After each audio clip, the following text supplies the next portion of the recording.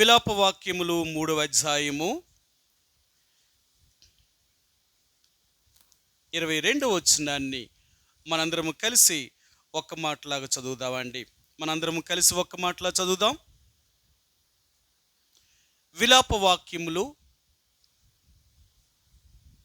3వ అధ్యాయము page number 685 page అండి. Page number 685 page. విలాపవాక్యములు విలాపవాక్యములు 3వ అధ్యాయము 683 పేజీ అండి. పేజీ నెంబరు ఒకవేళ ఎవరైనా బైబిల్ తీయలేని వారు ఉంటే 683 విలాపవాక్యములు 3వ అధ్యాయము 22వ వచనాన్ని మనందరము కలిసి ఒక్క మాటలా చదువుదామండి. నాతో కూడా చదవగలిగిన వారు కలిసి చదవడానికి ప్రయత్నించేయండి. ఆ రీతిగా మనందరము ఈ మాటను మనందరము కలిపి చదువుదామండి. యెహోవా కృపగలవాడు, ఆయన వాత్సల్యత ఎడతెగక నిలుచుచున్నది గనుక మనము నిర్మూలము కాకున్న వారము. చదువున లేఖన భాగాన్ని దేవుడు దీవించునుగాక. ఈ ఉదయకాల సమయంలో మరి ప్రభువుని ఆరాధించడానికి ఆయన సన్నిధికి వచ్చిన మనము ఆయన చేసిన మేలులకి ఉపకారములకి మనం ఆయనకు కృతజ్ఞతాస్తుతులు చెల్లింపబద్దులమై ఉంటున్నామండి. ఆయన చేసే మేలులు కంటికి కనబడవు, చెవికి వినబడవు, మనిషి హృదయమునకు గోచరము కావు. అంటే శరీర సంబంధమైన మేలులైతే మనకు కనిపించచ్చేమో కానీ ఆత్మ సంబంధమైన మేలుల్ని అది అందరూ గ్రహించలేరు. ఎందుకంటే రక్షించబడిన వారికి మాత్రమే దేవుడు చేసిన మేలులు వాళ్ళకి అర్థమవుతాయి, కానీ రక్షణ లేని వారికి ఆయన చేసిన మేలులు వాళ్ళకి అర్థము కాదు. మీ అందరికీ తెలుసు కదా, ఎన్నోసార్లు చూపించాను, మరలా మాటను చూపిస్తాను. కీర్తన గ్రంథము 111వ కీర్తన. ఇక్కడ కీర్తనాకారుడైన ఈ యొక్క దావీదు లేక ఈ కీర్తన రచించిన ఆయన ఈ మాటను ఆయన జ్ఞాపకం చేశాడు. ఆయన ఏ మాటను జ్ఞాపకం చేశాడో మీరు చూపిస్తాను. 111వ కీర్తన 2వ వచనం అండి. 111వ కీర్తన 2వ వచనం. యెహోవా క్రియలు గొప్పవి, వాటి యందు ఇష్టము గల వారందరూ వాటిని విచారించుదురు. చూసారా, ఎవరు విచారిస్తారు దేవుడు చేసిన కార్యములంటే? వాటి యందు ఇష్టము కలిగిన వారు. ఎవరికి ఇష్టం ఉంటుంది దేవుడు చేసే కార్యాలు?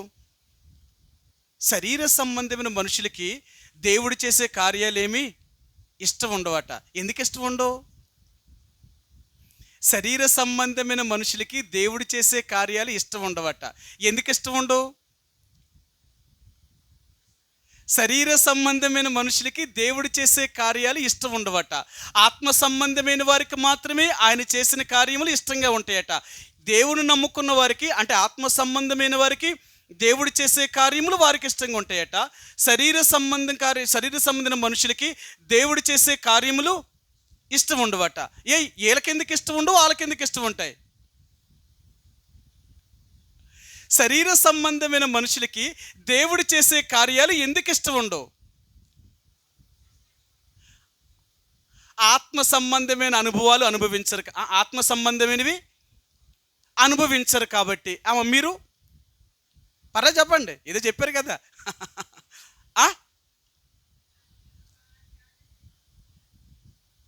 శరీర సంబంధమైన వారికి దేవుడు చేసే కార్యాలు ఎందుకు ఇష్టం ఉండవు? ఏటా కష్టమని అడుగుతున్నాను. ఎందుకు ఇష్టమండి? ఇష్టమైన కష్టమైన ఒకటే కదా. ఎందుకు వాళ్ళకి కష్టంగా ఉంటాయి? ఏమండి, మీరే మామూలు విశ్వాసులా? మీరు మామూలు విశ్వాసులు ఏంటండి?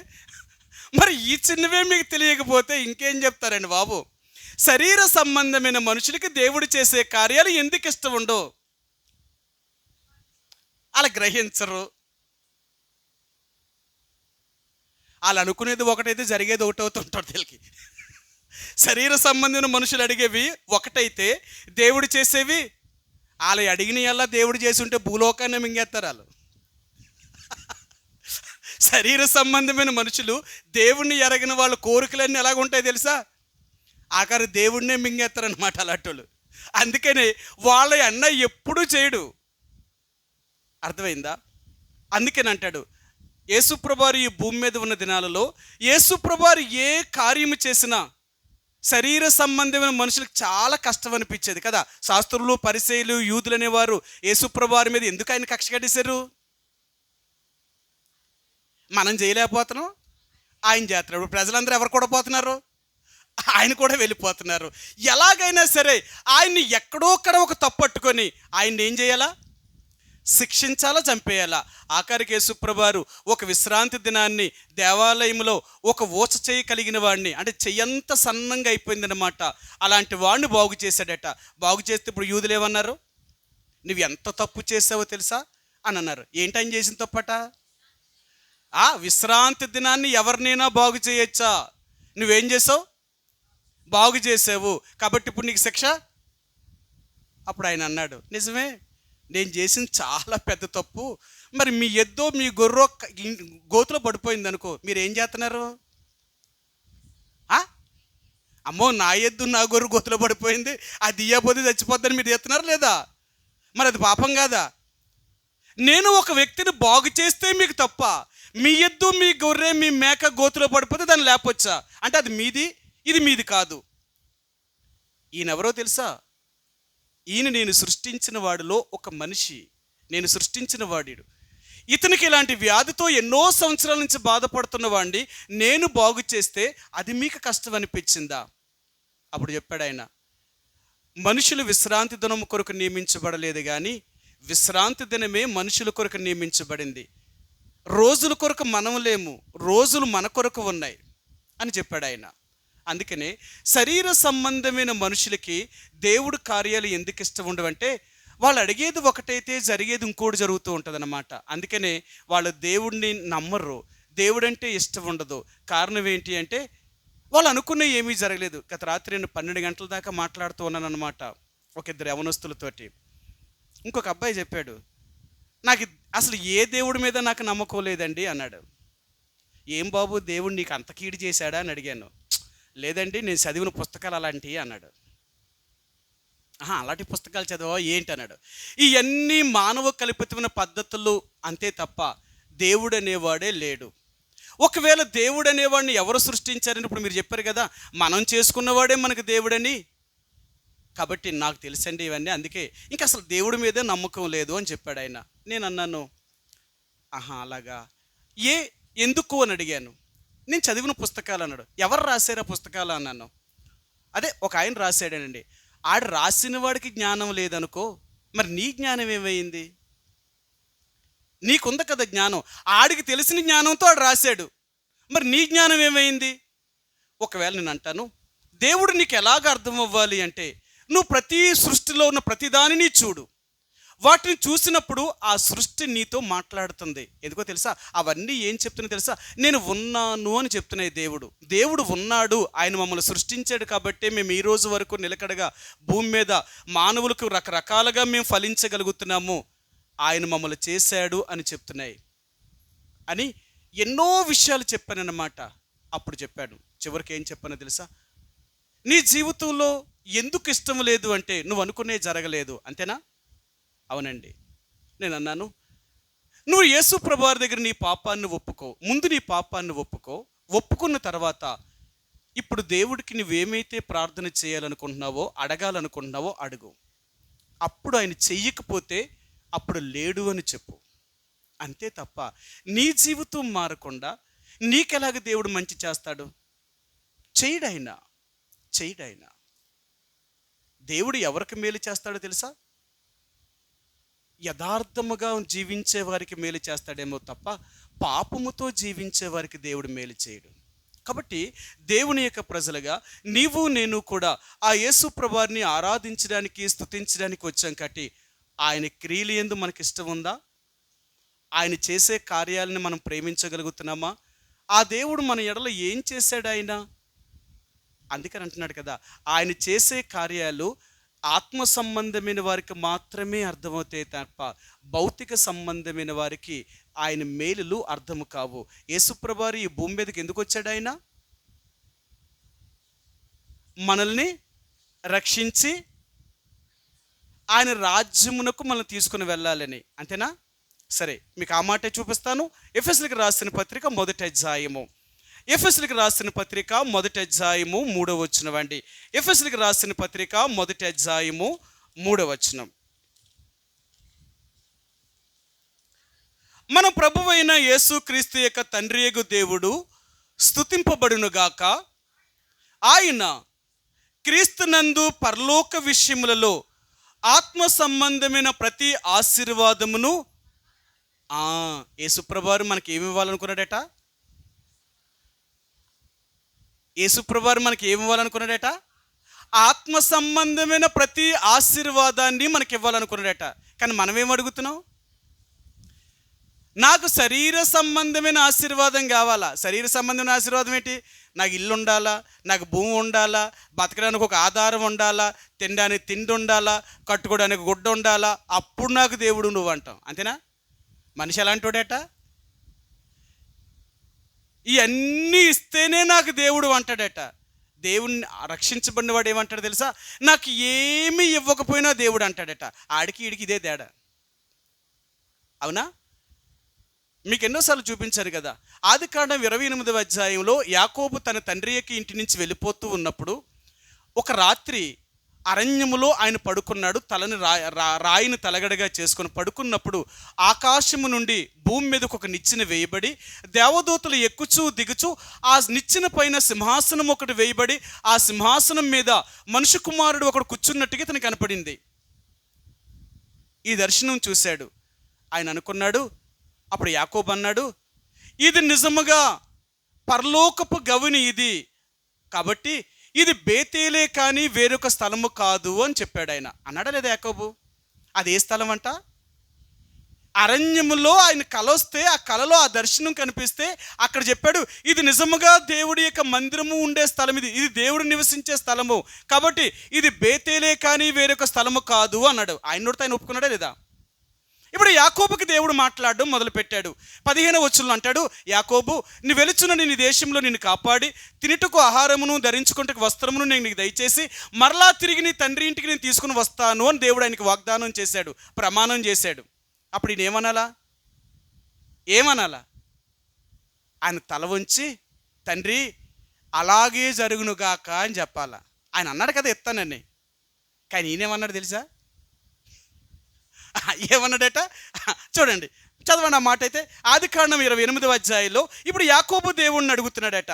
ఏమని అడుగుతున్నాడంటే, నువ్వు నిజంగా నాకు దేవుడు అవ్వాలి అంటే నేను వెళ్ళుచున్న ప్రతి స్థలమందు కూడా నాకు ఇవి ఇవ్వాలి అన్నాడు. 20-21 వచ్చినవండి. అప్పుడు యాకోబు, నేను తిరిగి నా తండ్రి ఇంటికి క్షేమముగా వచ్చినట్లు దేవుడు నాకు తోడయ్యుండి నేను వెళ్ళుచున్న ఈ మార్గంలో నన్ను కాపాడి తినుటకు ఆహారమును ధరించుకున్నటకు వస్త్రమును నాకు దయచేసిన ఎడల అప్పుడు నాకు దేవుడు అవుతావు. నువ్వు ఎప్పుడు నాకు దేవుడు అవుతావు? తినడానికి తిండి, కట్టుకోవడానికి గుడ్డ, ఉండడానికి ఒక గిల్లిస్తేనే నాకు దేవుడివి, లేకపోతే ఏం కాదు నువ్వు. చూడండి, అంటే శరీర సంబంధమైన మనుషులు అడిగేది ఏంటో తెలుసా? ఇవి అడుగుతారు. ఆత్మ సంబంధులు ఏమడుగుతారు? ప్రభువా, నాకు ఇల్లు లేకపోయినా, గుడ్డ లేకపోయినా, తిండి లేకపోయినా, నాకు ఏమీ లేకపోయినా, ప్రభువా నాకు గొప్ప రక్షణ అనుగ్రహించావు తండ్రి. నేను చచ్చిపోతే ఎక్కడికి వచ్చి ఆధిక్యత ఇచ్చావు? నీ రాజ్యముకు వచ్చి ఆధిక్యత ఇచ్చావు. ఇంతకంటే గొప్పది ఏముంది చెప్పి ఈ భూమి మీద? అసలు మన రక్షణ కంటే గొప్పది ఇంకోటి ఏమైనా ఉందంటారా? మీకు చూపిస్తాను ఆ మాటను. ఆయన ఏమన్నాడు తెలుసా? ఎంత గొప్పదో చెప్తున్నాడు ఆయన. ఏప్రిల్కి రాసిన పత్రిక మీ అందరికీ బాగా తెలిసిన మాట అది. అంటే రక్షణ అనేది ఎంత గొప్పదో మీకు చూపిస్తాను. ఏప్రిల్కి రాసిన పత్రిక 2వ అధ్యాయము 3వ వచనం. ఎబ్రీ 2:3 వచనం. ఇంత గొప్ప రక్షణను చూసారా? ఎంత గొప్ప రక్షణట? ఎంత గొప్ప రక్షణ అంటే, ఇంత గొప్ప రక్షణ అంటే అమ్మా, మీ మాట నాకు వినపడలేదు, నోట్లోనే జరుగుతున్నారు కాబట్టి నాకు వినపడతలేదు. ఇంత గొప్ప రక్షణ అంటే నీకు ఉన్నదాని అంతటికంటే ఇది ఎంతో గొప్ప రక్షణ అంట.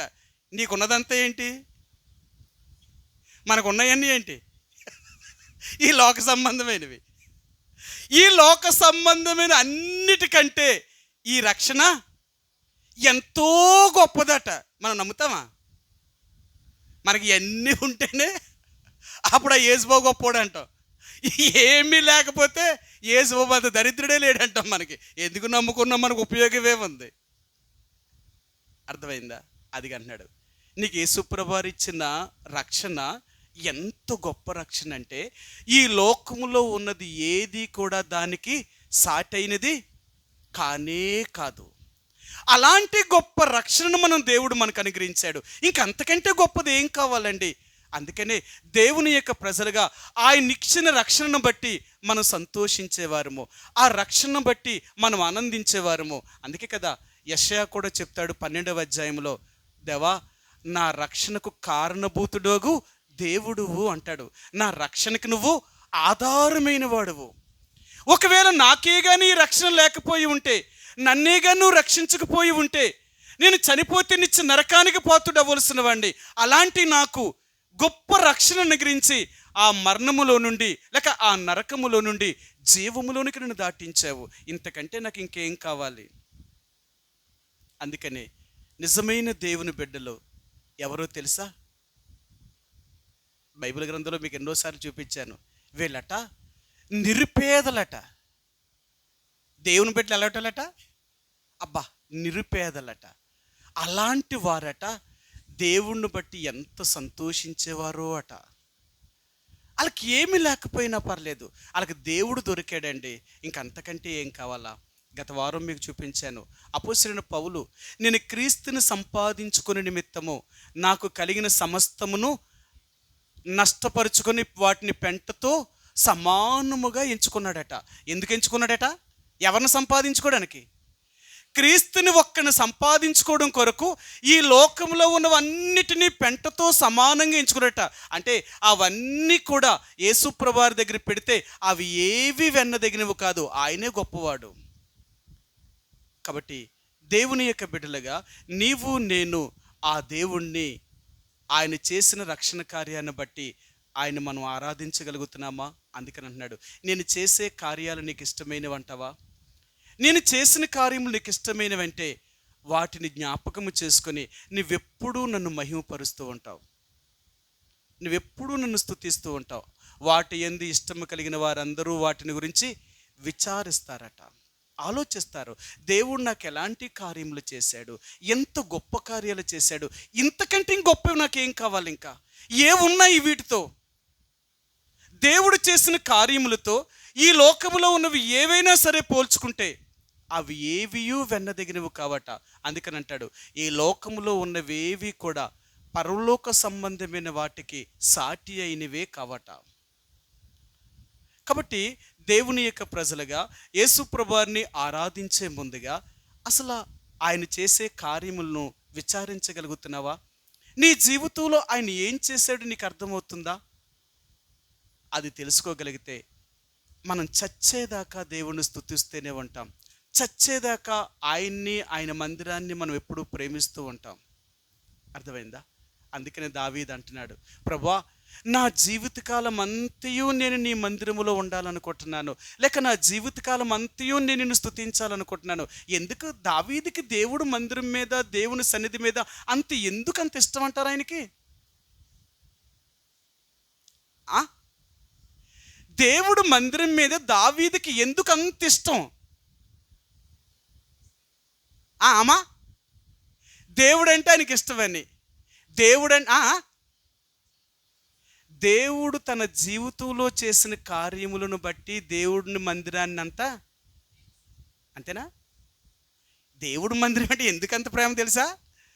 ఆయన నా బ్రతుకులో చేసిన బాధల, నా జీవితంలో చేసిన మేలును బట్టి దేవుడి సన్నిధిని, అందుకే నేను విడవలేకపోతున్నాను. నేను దేవుడి సన్నిధిని ఎందుకు విడుస్తానో తెలుసా? నా జీవితకాలం అంతయు దేవుడు మందిరంలోనే ఉండాలనుకుంటున్నాను. ఆయన అంటాడు కదా, ప్రభువా నీ ఇంటి ద్వారబంధమునొద్ద ఉండడం కూడా నాకు ఇష్టమే. భక్తిహీనుల గుడారములో ఉండుట కంటే నీ మందిరం యొక్క గుమ్మము దగ్గర నివసించడం నాకు ఇష్టం. ఆ గుమ్మం దగ్గరైనా బ్రతికే స్థలం నాకు ఈ తండ్రి అన్నాడు. కానీ ఆయనకి దేవుని మందిరంలో ఉండే ఆధిక్యత ఆయనకి ఇవ్వలేదు. ఆయన వచ్చిపోయేవాడే తప్ప మందిరంలో స్థిర నివాసం చేయడానికి దావీదుకి, ఆయన ఏమి యాజకుడు కాదు కదా, ఆయనకి ఎలాగెత్తాడు ఆయన? అయినా దావీదు దేవుడు మందిరాన్ని ఎంత ప్రేమించేవాడంటే ఎప్పుడు దేవుడు మందిరానికి వెళ్దామన్నా ఎంత సంతోషించేవాడట. మీ అందరికీ తెలుసు కదా, 122వ కీర్తనలో చెప్తాడు కదా, యెహోవా మందిరమునకి వెళ్ళిదమని జనులు నాతు అనినప్పుడు. మనకు ఎవరైనా చెప్పారనుకో, అమ్మ బైబిల్ స్టడీ ఉంది రా వస్తావు అనుకో, వెళ్ళమ్మా నీకేం పని పాట లేదు, ప్రతి వారం వెళ్ళిపోతాను నువ్వు నాకేం పని పాట, అమ్మ ఈరోజు ఆదివారం గుడికి వెళ్ళాలా, నేనేం ఖాళీగా ఉన్నాను, నాకు బోల్డ్ పనులు ఉన్నాయి. ఏమున్నాయి? ఎందుకు? అదే చెప్తున్నాడు, నీ బ్రతుకులో నువ్వు దేవుడిని ఎంత ప్రేమిస్తున్నావో అర్థమవుతుందన్నమాట. చూడు, మీ ఇల్లు అంటే మీకు ఇష్టం అనుకోండి, ఒక 2 రోజులు ఎవరైనా ఏదైనా ఊరు వెళ్ళారు అనుకోండి, ఇంకెలాగైనా 3వ రోజు మా ఇంటికి పోవాలనిపిస్తుంది. ఎందుకు? మీ ఇంటికే ఎందుకు పోవాలనిపిస్తుంది మీకు? కష్టపడి కట్టుకుని ఇల్లు అది ఏటట. మరి నువ్వే కష్టపడి కట్టే పాపం ఇల్లు నీకేమైనా ఉందా దేవుడికి? మరి నువ్వు కట్టుకున్న ఇంటిని నువ్వు అంత ప్రేమిస్తూ ఉంటే మరి దేవుడు నిన్ను రక్షించాడే, మరి నువ్వు ఆయన ఎంత ప్రేమించాలంటావు? దేవుడు నన్ను ప్రేమించాలండి, దేవుడు నాకు అన్నీ చేయాలి, నువ్వు ప్రేమించవు నువ్వేమీ చెయ్యవు దేవుడికి, కానీ నీకు దేవుడు అన్నీ చేసేయాల. అది దేవుడు. ఆయన అంటాడు, అమ్మా ఏ ప్రేమతో అయితే నన్ను ప్రేమిస్తావో అదే ప్రేమతో నేను కూడా నువ్వు నన్ను కొలిసేటప్పుడట కుదించి బాగా, అంటే అప్పుడు పూర్వకాలం అంట కొంచాలతో కొలిసేవారట కదా, కొలతలన్నీ కూడా కొంచాలతో ధాన్యాన్ని తూసేవారట. తూసేటప్పుడు కొంచెంతో ఎలా తూస్తారు ధాన్యాన్ని? ఆ కొంచెంలో నిండా పోసేసారనుకో, ఆడేమంటాడు తెలియదు, చెయ్యడ్డట్టు అంటాడు చెయ్యట్టు పోయి కొంచెంతో అంటాడు. ఎందుకు?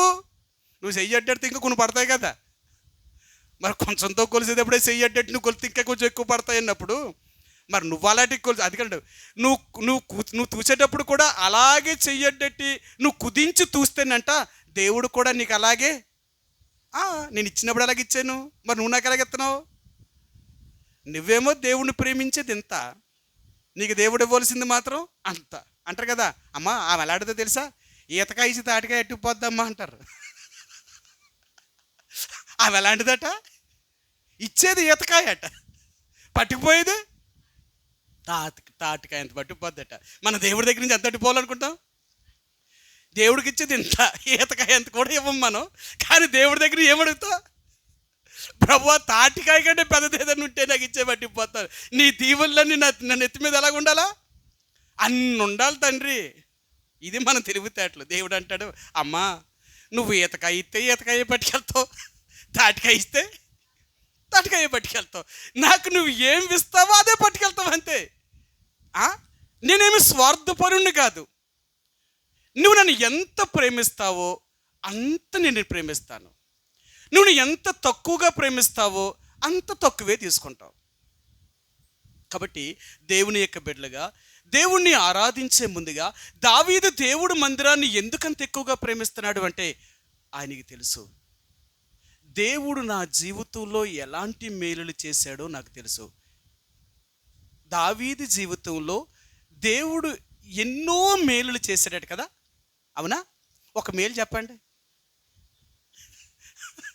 దావీదు జీవితంలో దేవుడు చేశాడు ఎన్నో మేళ్ళు అన్నారు కదా, ఒక మేలు చెప్పండి అమ్మా.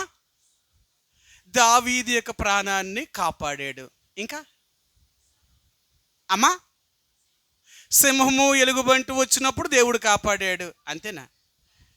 అసలు ఈయన బతికెక్కడదే? ఈయన ఎక్కడ ఉండేవాడు? అంతే, గొర్రెలు కాసేవాడు ఎలాగ ఉంటాడు?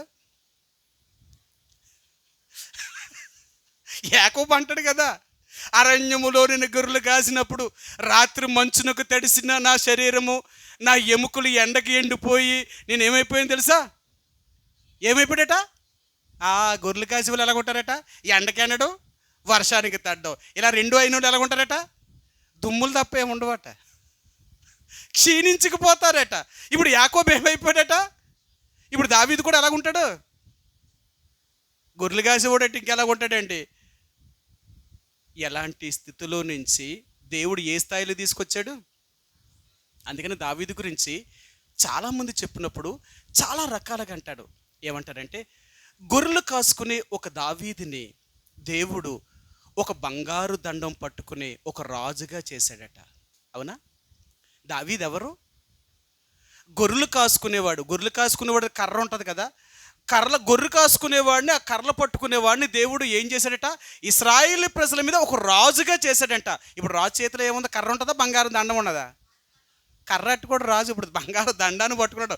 ఆ దండం ఎవరి వైపు చాపుతాడో వాళ్ళు కనికరించబడతారు, ఎవరి వైపు చాపరో వాళ్ళు చంపబడతారు, అంతే కదా. సరే, ఇప్పుడు దావీదు బంగారు దండం పట్టుకున్నవాడు ఆ రాజుగా ఉండడమే కాదు, రాజుగా ఉన్న దావీదు ఒక కవిగా చేయబడ్డాడట, ఒక లేఖికుడు. అవునా? దావీదు ఎన్నో కీర్తనలు రాశాడు కదా.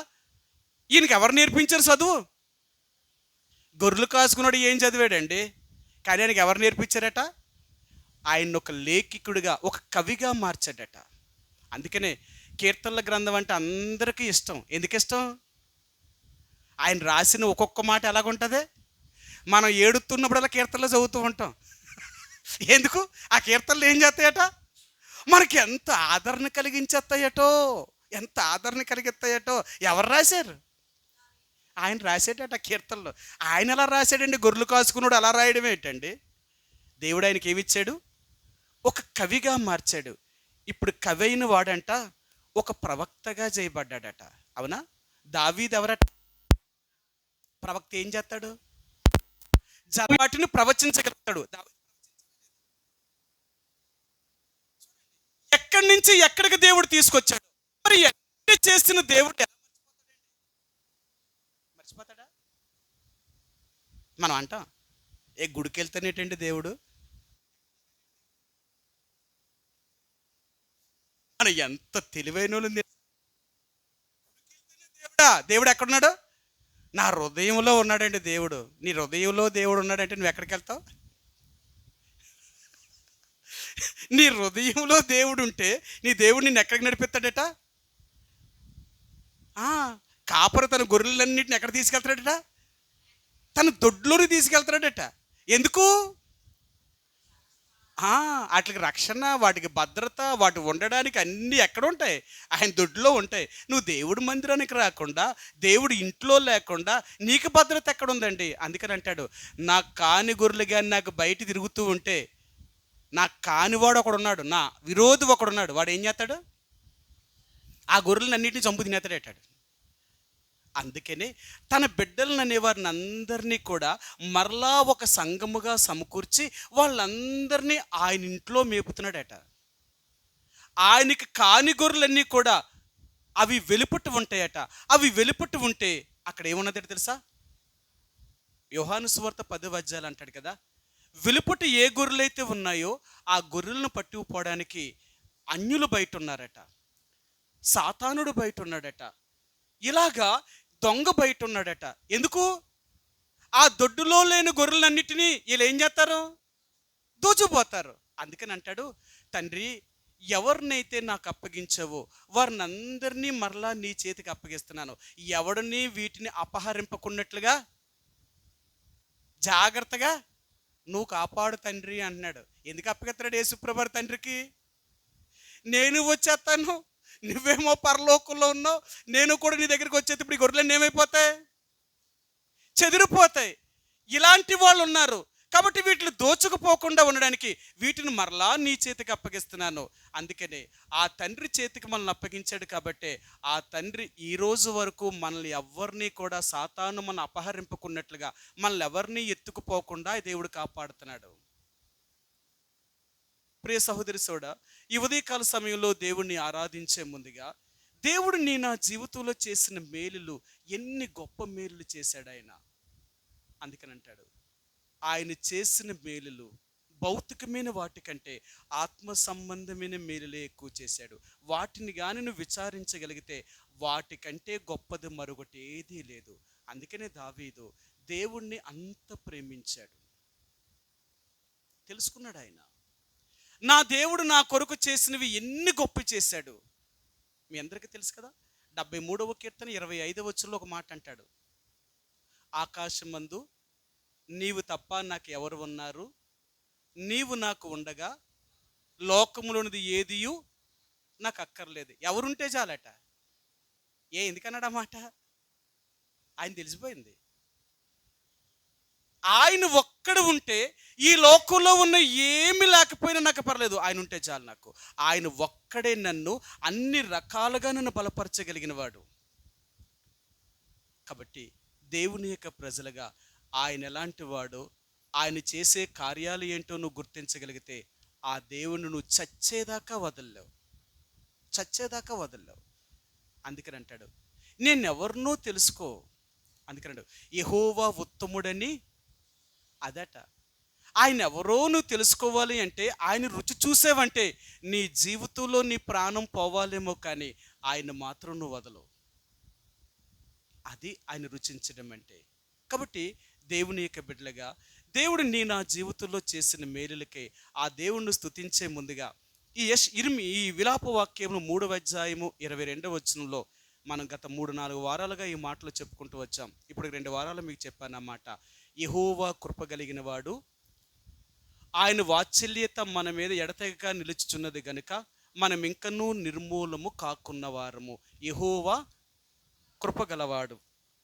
మీకు ఎన్నోసార్లు చెప్పాను, ఆయన కృప ఎంత విస్తారమైనది అంటే, అంతకుముందు మీకు చెప్పాను ఆయన ప్రేమ ఎంత గొప్పదో చెప్పాను.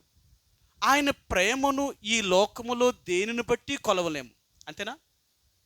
ఆ ప్రేమ యొక్క వెడల్పు ఎంతో, దాని పొడవెంతో, దాని లోతెంతో, దాని ఎత్తెంతో ఎవరు కొలవలేరట. అలాగే దేవుని కృప కూడా దాన్ని ఎవ్వరూ కొలవలేరట. ఆయనే ఆ కృప కలిగిన వాడు.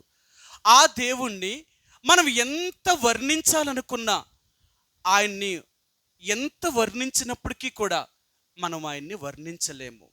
అంత అలాంటి వాడు ఆయన. అలాంటి కృప కలిగిన దేవుణ్ణి మనం ఎలాగ వర్ణించగలుగుతాం? ఏమని వర్ణించగలుగుతాం? కీర్తన గ్రంథంలో దావీదు మహారాజు దేవుణ్ణి ఎన్నిసార్లు కీర్తించాడో, ఎన్ని రకాలుగా కీర్తించాడో.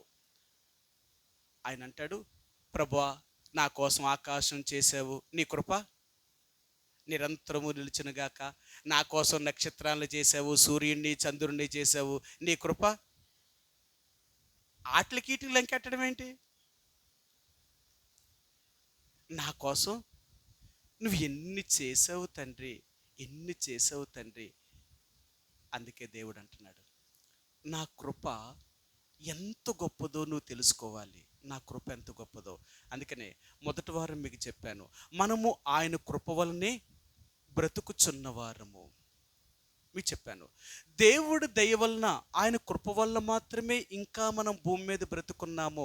లేకపోతే మనం ఎప్పుడో మరణించవలసిన వారము. చనిపోయే వాళ్ళందరూ మనకంటే ఏమీ లేనోళ్ళు కాదు, ఏది అనారోగ్యంతో ఉన్నవాళ్ళు కాదు. అన్ని రకాలుగా బాగున్న వాళ్ళే, అన్ని రకాలుగా స్థిరపడిన వారే ఈ లోకంలో మనకంటే ఎంతోమంది మరణించారు. కానీ ఇంకా ఈ రోజు వరకు భూమి మీద నువ్వు నేను బ్రతుకుతున్నాము అంటే ఆయన దయ.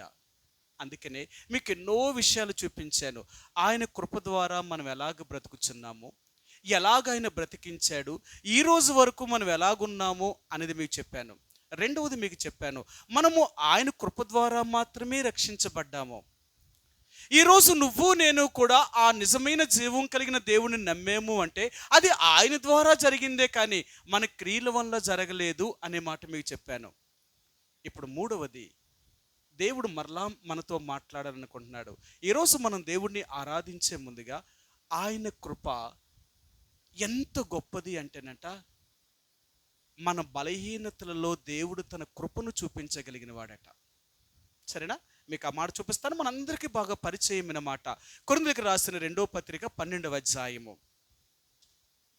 కొరింథీయులకు రాసిన 2వ పత్రిక 12వ అధ్యాయము 9వ వచనాన్ని మనందరం కలిపి చదువుదామండి. మనందరం కలిపి చదువుదాం. కొరింథీయులకు రాసిన 2వ పత్రిక 12వ అధ్యాయము. కొరింథీయులకు రాసిన 2వ పత్రిక 12వ అధ్యాయము 9వ వచనాన్ని మనందరం కలిపి చదువుదాం. మనందరం కలిపి చదువుదామండి. అందుకు నా కృప నీకు చాలును, బలహీనతల యందు నా శక్తి పరిపూర్ణమగుచున్నదని ఆయన నాతో చెప్పెను. కాగా క్రీస్తు శక్తి నా మీద నిలిచి ఉండి నిమిత్తము విశేషముగా నా బలహీనతల యందే బహు సంతోషముగా అతిశయపడుదును. అబ్బా, అపొస్తలుడైన పౌలు దేవుని కృపను ఆయన ఎంత అనుభవించాడు అనంట. ఒక దేవుని బిడ్డ దేవుని కృపను అనుభవించగలిగిన వాడట. అంటే దేవుణ్ణి అనుభవించగలిగిన వాడు. ఆ దేవుణ్ణి అనుభవించేటప్పుడు ఎంత సంతోషము, ఎంత ఆనందం ఉంటుందో తెలుసా? అది అనుభవించిన వారికి మాత్రమే అర్థమవుతుంది తప్ప అనుభవించలేని వారికి మాత్రం అర్థం కాదండి. ఈరోజు యేసుప్రభువారు అనేది ఏంటో తెలుసా? ఆయన అంటున్నాడు, నా కృప నీకు చాలు. ఎందుకు నా కృప నీకు చాలో తెలుసా? నీ బలహీనతల యందే నా శక్తిని నేను సంపూర్ణము చేస్తూ ఉంటాను. నువ్వు ఎప్పుడు బలహీనుడు అయిపోతావో, నువ్వు ఎప్పుడు నీరసిల్లిపోతావో, ఎప్పుడు నీ జీవితంలో కృంగిపోతావో అప్పుడే నిన్ను బలపరిచిన వాడిని. చాలాసార్లు మనం అనుకుంటాం, మనకి ఏదైనా కష్టం వచ్చిందనుకోండి, బాధ వచ్చిందనుకోండి, ఇబ్బంది వచ్చిందనుకోండి, ఏదైనా సమస్య వచ్చిందనుకోండి, మనం ఏమైపోతాం తెలుసా? చాలా కృంగిపోతాం. ఎంత కృంగిపోతాం తెలుసా? నాకే పెట్టాలా దేవుడు, నన్నే ఇలా చేయాలా దేవుడు, ఇంత నమ్మాను దేవుణ్ణి, నేను దేవుడికి ఎంత చేశాను, ఎంత ఇచ్చాను, నన్నెందుకు దేవుడు ఇలా శోధిస్తున్నాడు, నన్నెందుకు దేవుడు ఇలా పరీక్ష పెడుతున్నాడు అనుకుంటామంట. కానీ ఈ శ్రమలు ఎందుకు వచ్చాయో నీకు అర్థం కావట్లేదు. అందుకనే దావీదు అంటాడు, నేను శ్రమ పొంది ఉండడమే నాకు మేలు. నేను ఎన్ని శ్రమల గుండా వెళతానో, నేను ఎన్ని ఇబ్బందులు గుండా వెళతానో, ఎన్ని కష్టాల గుండా వెళతానో అప్పుడే నాకు అర్థమవుతుంది. ఎప్పుడు? వీటి గుండా నాకు ఏమర్థమవుతుందో తెలుసా? నా దేవుడు నాకెంత సమీపముగా ఉన్నాడో అర్థమవుతుందంట. కష్టాలు బాధలు లేకపోతే మనకు ఎవరు గుర్తుంటారు? దేవుడు గుర్తుంటాడా? అమ్మో, మన బంధువులు, మన చుట్టాలు, మన కాళ్ళు ఏలో ఎక్కడ లేని వాళ్ళందరూ మనకు బంధువులే. ఎప్పుడు? 4 డబ్బులు చేతిలో ఆడుతున్నాయి అనుకో, మనకు అన్నీ బాగున్నాయి అనుకో, దేవుడా? దేవుడు గుడా, దేవుడు మందిరమా? మనకు ఎవరు ముఖ్యం? అల్లాలండి, వాళ్ళు పిలిచారండి అక్కడికి వెళ్ళాలి, నేను వీళ్ళ ఫంక్షన్ అండి అక్కడ పోవాలి, నేను వాళ్ళు నన్ను ఎంతో బొట్టెట్టి పిలిచారండి, మళ్ళీ రమ్మ, నేను వెళ్ళకపోతే వాళ్ళు ఎంతో బాధపడిపోతారండి. ఎప్పుడు వచ్చారండి వీళ్ళందరూ? అమ్మా, వీళ్ళందరూ బొట్టెట్టి పిలిచిన వాళ్ళు, నేను బాగా కోరి రమ్మన్న వాళ్ళు, నీకు తిండానే తిండి కట్టుకోవడానికి గుడ్డ లేనప్పుడు ఎవరైనా ఒక్కరు వచ్చి సాయం చేశారా? ఒక్కరైనా నీ దగ్గరికి వచ్చారా? రాలేదే, ఒక్కరు కూడా రాలేదే. మరి ఇప్పుడు వీళ్ళందరూ నీకు దగ్గర ఎలాగైపోయారు? నీ దగ్గర డబ్బులు ఉన్నాయని. అర్థమైందా? ఈరోజు నువ్వు సంపాదించవు కాబట్టి వీళ్ళందరూ నీకు అయిపోయారు. కానీ ఈరోజు దేవుడు నిన్ను ఈ స్థితిలోనే తీసుకొచ్చాడే, మరి ఆ దేవుడికి నువ్వు ఎంత నమ్మకంగా ఉండాలా?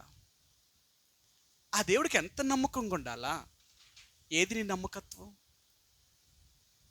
అందుకే దేవుడు అంటున్నాడు, ఇది నువ్వు చేసింది. నీకెప్పుడు ఈ కష్టాలు ఉన్నాయో, బాధలు ఉన్నాయో, ఆ దేవుడట నీ ప్రక్కన నిలబడతాడట. మనుషులు ఎవ్వరు నిలబడరట. మనుషులు ఎప్పుడు వస్తారు తెలుసా? మన సుఖాల్లో మనుషులు ఉంటారు తప్ప మన కష్టాల్లో ఒక్కరు కూడా ఉండరండి, ఒక్కరు కూడా ఉండరు. నీ కష్టకాలమైన సమయంలో, నీ కష్టకరమైన పరిస్థితుల్లో నీకు తోడుగా ఉండేది ఎవరు అంటే, నీ ప్రక్కన వచ్చి నిలిచేవాడు నీ దేవుడు. ఆయన నిలబడతాడు.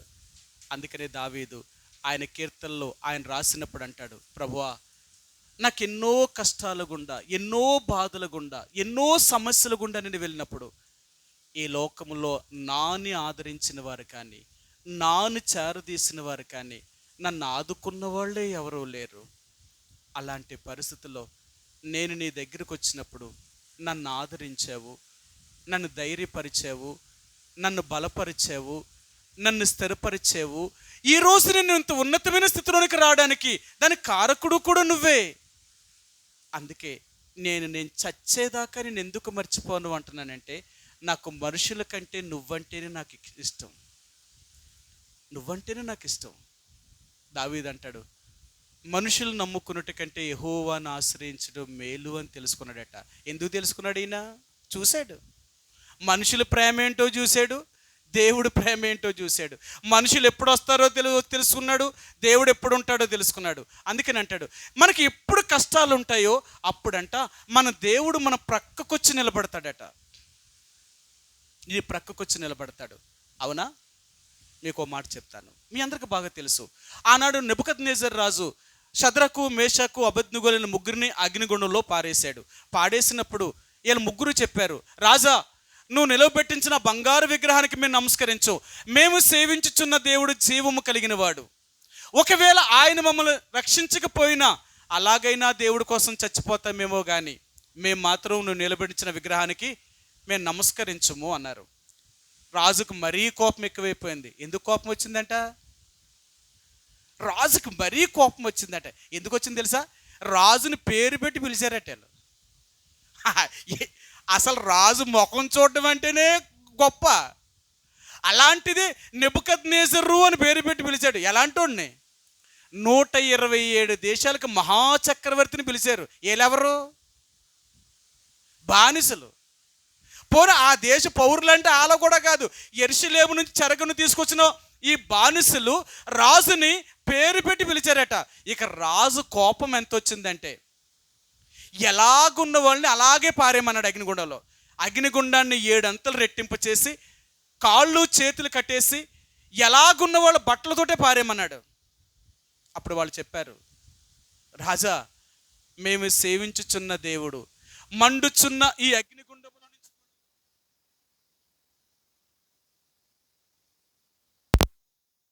ఒకవేళ మా దేవుడు మమ్మల్ని రక్షించకపోయినా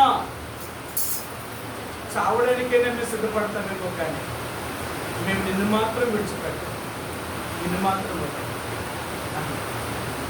ఎప్పుడైతే అగ్నిగుండంలోకి వీళ్ళు గిరేశారో, అగ్ని జ్వాలల చేత ఎవరైతే వాళ్ళు గిరేశారో, లోనికి విసిరారో వాళ్ళు కాలిపోయి చచ్చిపోయారట. కానీ వీళ్ళ ముగ్గురు కాలేదు. ఎందుకు కాలేదట?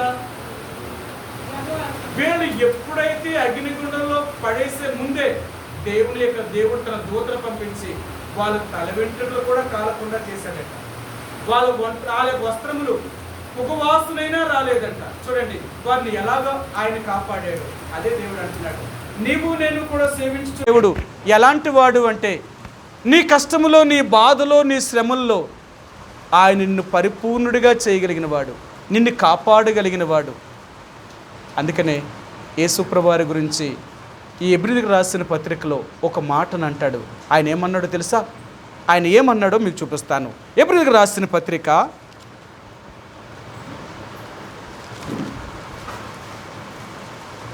4వ అధ్యాయము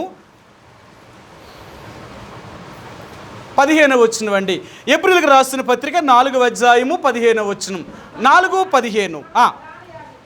మన ప్రధాన యాజకుడు మన బలహీనతల యందు మనతో సహానుభావము లేనివాడు కాడు గాని సమస్త విషయములలో మన వలనే శోధింపబడినను ఆయన పాపము లేనివాడుగా ఉండెను.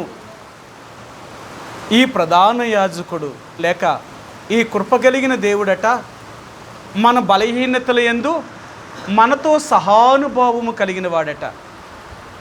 మన బలహీనతల్లో మనతో కూడా సమానమైన పాలు పంపులు పంచుకునేవాడట.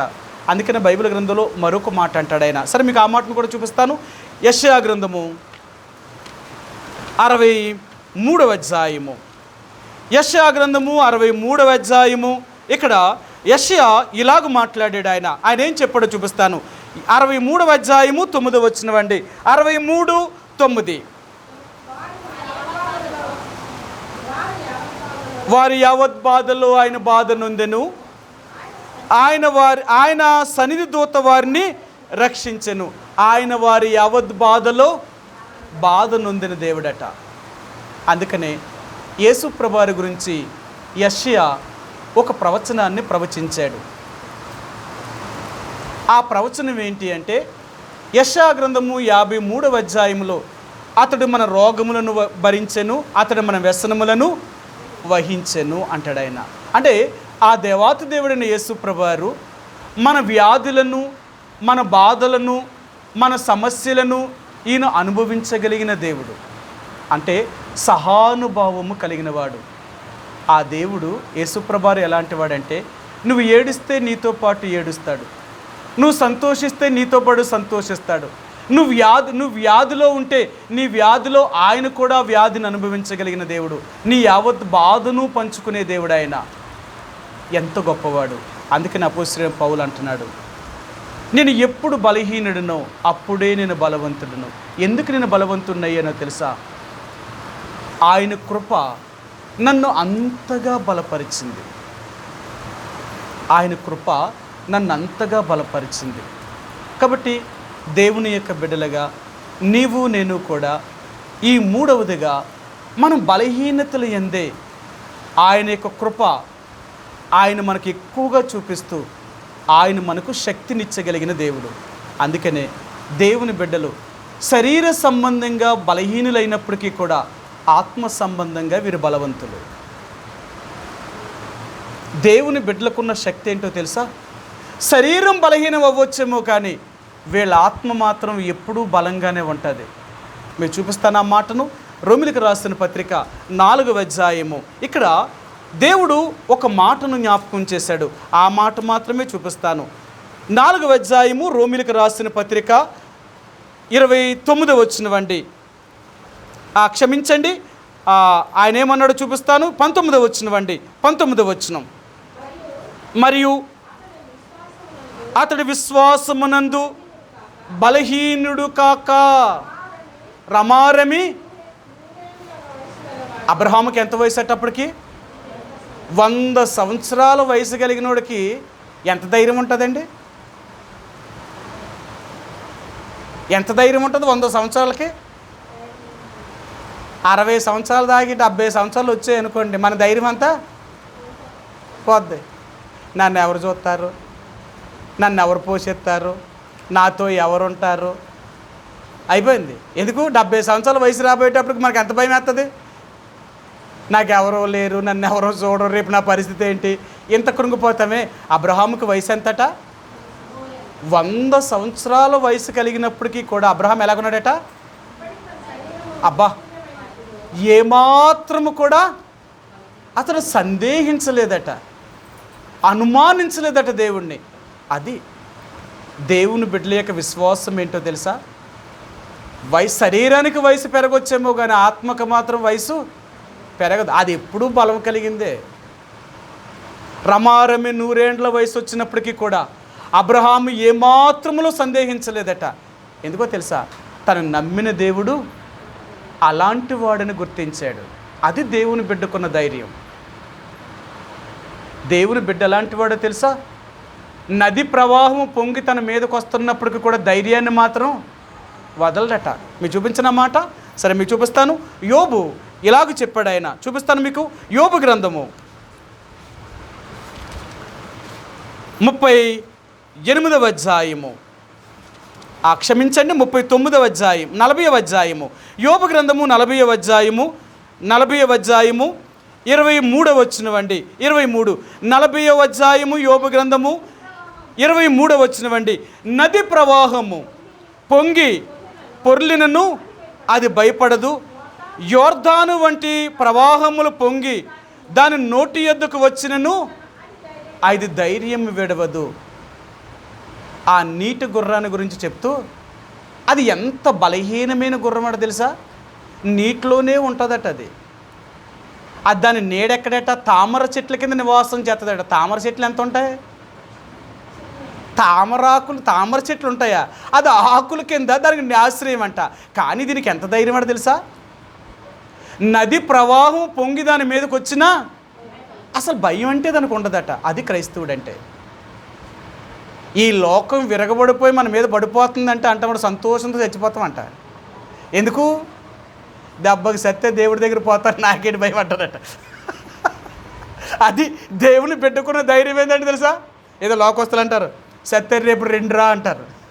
సత్తే రేపుడికి 2వ రోజట. అదే క్రైస్తవుడికి ఏంటో తెలుసా? నేను చస్తే రేపు దేవుడి దగ్గర పోతాను, నాకేడు చావు అంటే భయం.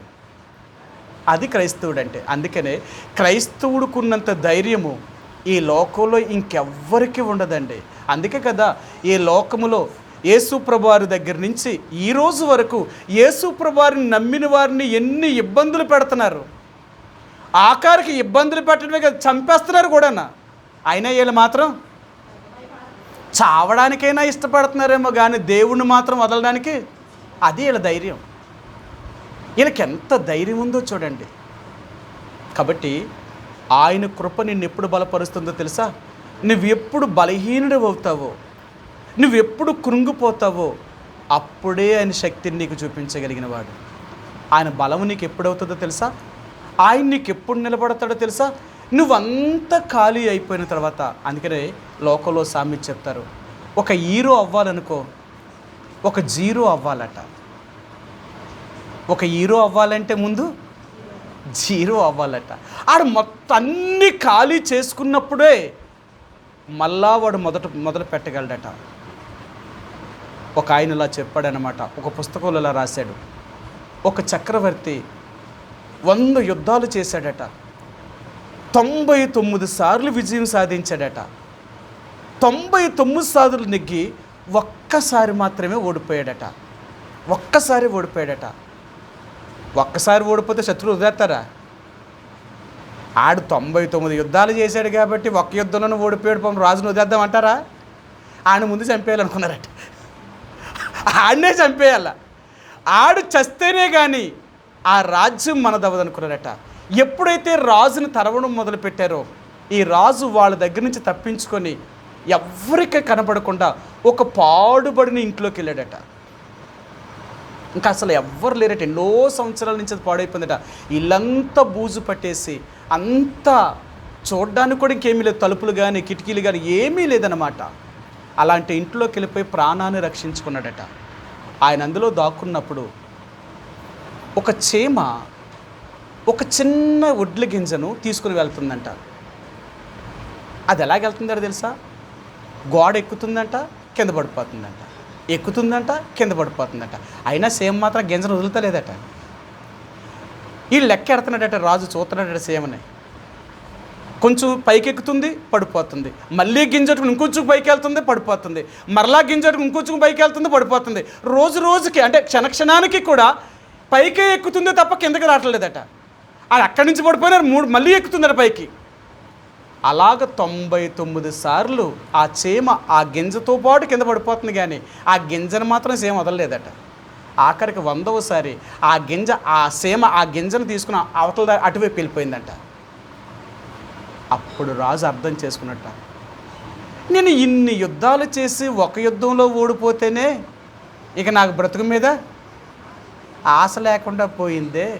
ఆ చీమ చూడు, ఒక్క గింజను పట్టుకొని 99 సార్లు అది ప్రయాసపడి 100వసారి ఆ గీతను దాటిందే. నేనెందుకు కృంగిపోవాలా? ఒక్కసారి ఓడిపోతే నేను కృంగిపోవాలా?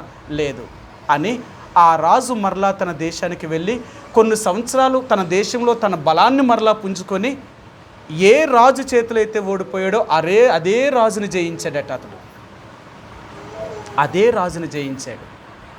అది ఒక దేవుని బిడ్డకున్న విశ్వాసము, నమ్మకము, ధైర్యం ఏంటో తెలుసా? తను ఎక్కడ పడిపోతాడో అక్కడే విజయాన్ని మరలా ప్రారంభించగలిగిన వాడు. ఈరోజు దేవుడు అంటున్నాడు, నువ్వు ఎప్పుడు బలహీనుడు అవుతున్నావో, నువ్వెప్పుడు కృంగిపోతున్నావో అప్పుడే నా శక్తిని నీకు చూపగలుగుతాను. నేను ఎప్పుడు ఉంటానో తెలుసా? మరి నీకు సమీపంగా. నీకు కష్టాలు, బాధలు, శ్రమలు, నువ్వు కృంగిపోయినప్పుడు అప్పుడే నీ ప్రక్కకొచ్చి నేను నిలబడతాను, నీతో ఉంటాను నేను. అది మన దేవుడు. కానీ మనం అనుకుంటాము, మనకి ఎన్నో కష్టాలు, బాధలు, కృంగిపోయిన పరిస్థితులు ఉన్నప్పుడు నన్ను దేవుడు వదిలేశాడని నువ్వు అనుకుంటావేమో, కానీ ఆయన ఎప్పుడు నేను వదలలేదట. అందుకని అపోస్తలుడైన పౌలు అంటున్నాడు, ప్రభువా నేను ఎప్పుడు బలహీనుడిని అవుతున్నానో అప్పుడే నేను బలవంతుణ్ణి. ఎందుకో తెలుసా? నీ శక్తి, నీ కృప నన్ను అంతగా బలపరచగలుగుతుంది. నీ కృప నన్ను అంతగా బలపరచగలుగుతుంది.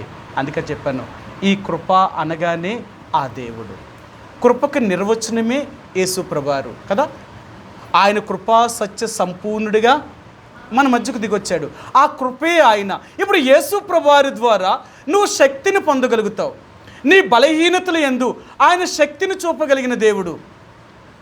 మనం ఎలాగ బలహీనులమయ్యాం? దేవుడు మొట్టమొదటిగా ఆదామును చేశాడు కదా. ఆదామును దేవుడు చేసినప్పుడు ఆదాము బలహీనుడా? ఆదాము బలహీనుడు కాదు, చాలా బలవంతుడు. అందుకనే సాతాను ఆదామును పడగొట్టలేదట. మరి ఎవరిని పడగొట్టిందంట? అవ్వను పడగొట్టిందంట. ఎందుకు అవ్వను పడగొట్టిందంట? అందుకని బైబిల్ గ్రంథంలో ఒక మాట అంటాడు కదా, స్త్రీ అనే ఆమంట బలహీనమైన ఘటమట అన్నాడా. పేతురు రాసిన మొదటి పత్రిక 3వ అధ్యాయము, పేతురు రాసిన మొదటి పత్రిక 3వ అధ్యాయము 7వ వచనం అండి. 7వ వచనం, అటువలనే పురుషులారా జీవమను కృపావరములో మీ భార్యలు మీతో పాలువారై ఉన్నారని ఎరిగి ఎక్కువ బలహీనమైన ఘటమని భార్యను సన్మానించి మీ ప్రార్థనలకు అభ్యంతరము కలుగుకున్నట్లు జ్ఞానము చెప్పున వారితో కాపురము. స్త్రీ అంటే ఎలాంటిదట? బలహీనమైన ఘటం అంట. దేనికి బలహీనం? అందుకనే ఆడవాళ్ళు ఎలాగుంటారట తెలుసా? సంతోషం వచ్చినా పట్టుకోలేరట, ఏడుపు వచ్చినా పట్టుకోలేమట. రెండాటికి అలాంటి వాళ్ళే వీళ్ళు. సంతోషమైనా అలాగే ఉంటుంది, వీళ్ళకి దుఃఖం వచ్చినా అలాగే ఉంటుందట అలాంటి వాళ్ళు. కానీ మగోడు అలాగ ఉండడట. ఎంత దుఃఖాన్నైనా దిగమింగుతాడట, ఎంత సంతోషమున్నా సరే దాన్ని అణుచుకోగలుగుతాడట. అందుకనే ఆదాములో నుంచి తీయబడింది అవ్వ. అందుకని బైబిల్ గ్రంథాలు అంటాడు, ఆదాము మొదట పాపము చేయలేదు కానీ అవ్వే మొదట పాపం చేసింది అన్నాడు ఆయన. సరే, మీకు ఆ మాట కూడా చూపిస్తాను.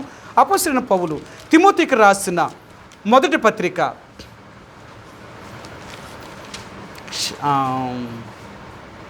ఇక్కడ ఆయన చెప్తాడు, ఆయన ఏమని మాట్లాడాడో చూపిస్తాను మీకు. మొదటి పత్రిక 2వ అధ్యాయము 13-14 వచనాలండి. పేతురు తిమోతికి రాసిన మొదటి పత్రిక 2వ అధ్యాయము 13-14 వచనాలు. మొదట ఆదామును తరువాత అవ్వయును నిర్మింపబడిరి కారా, మరియు ఆదాము మోసపరచబడలేదు కానీ స్త్రీ మోసపరచబడి అపరాధములో పడెను. చూసారా, ఆదామును దేవుడు చేసినప్పుడు బలమైన వాడిగా చేశాడు. అందుకనే సాతాను ఆదామును శోధించలేదు, అవ్వను శోధించింది.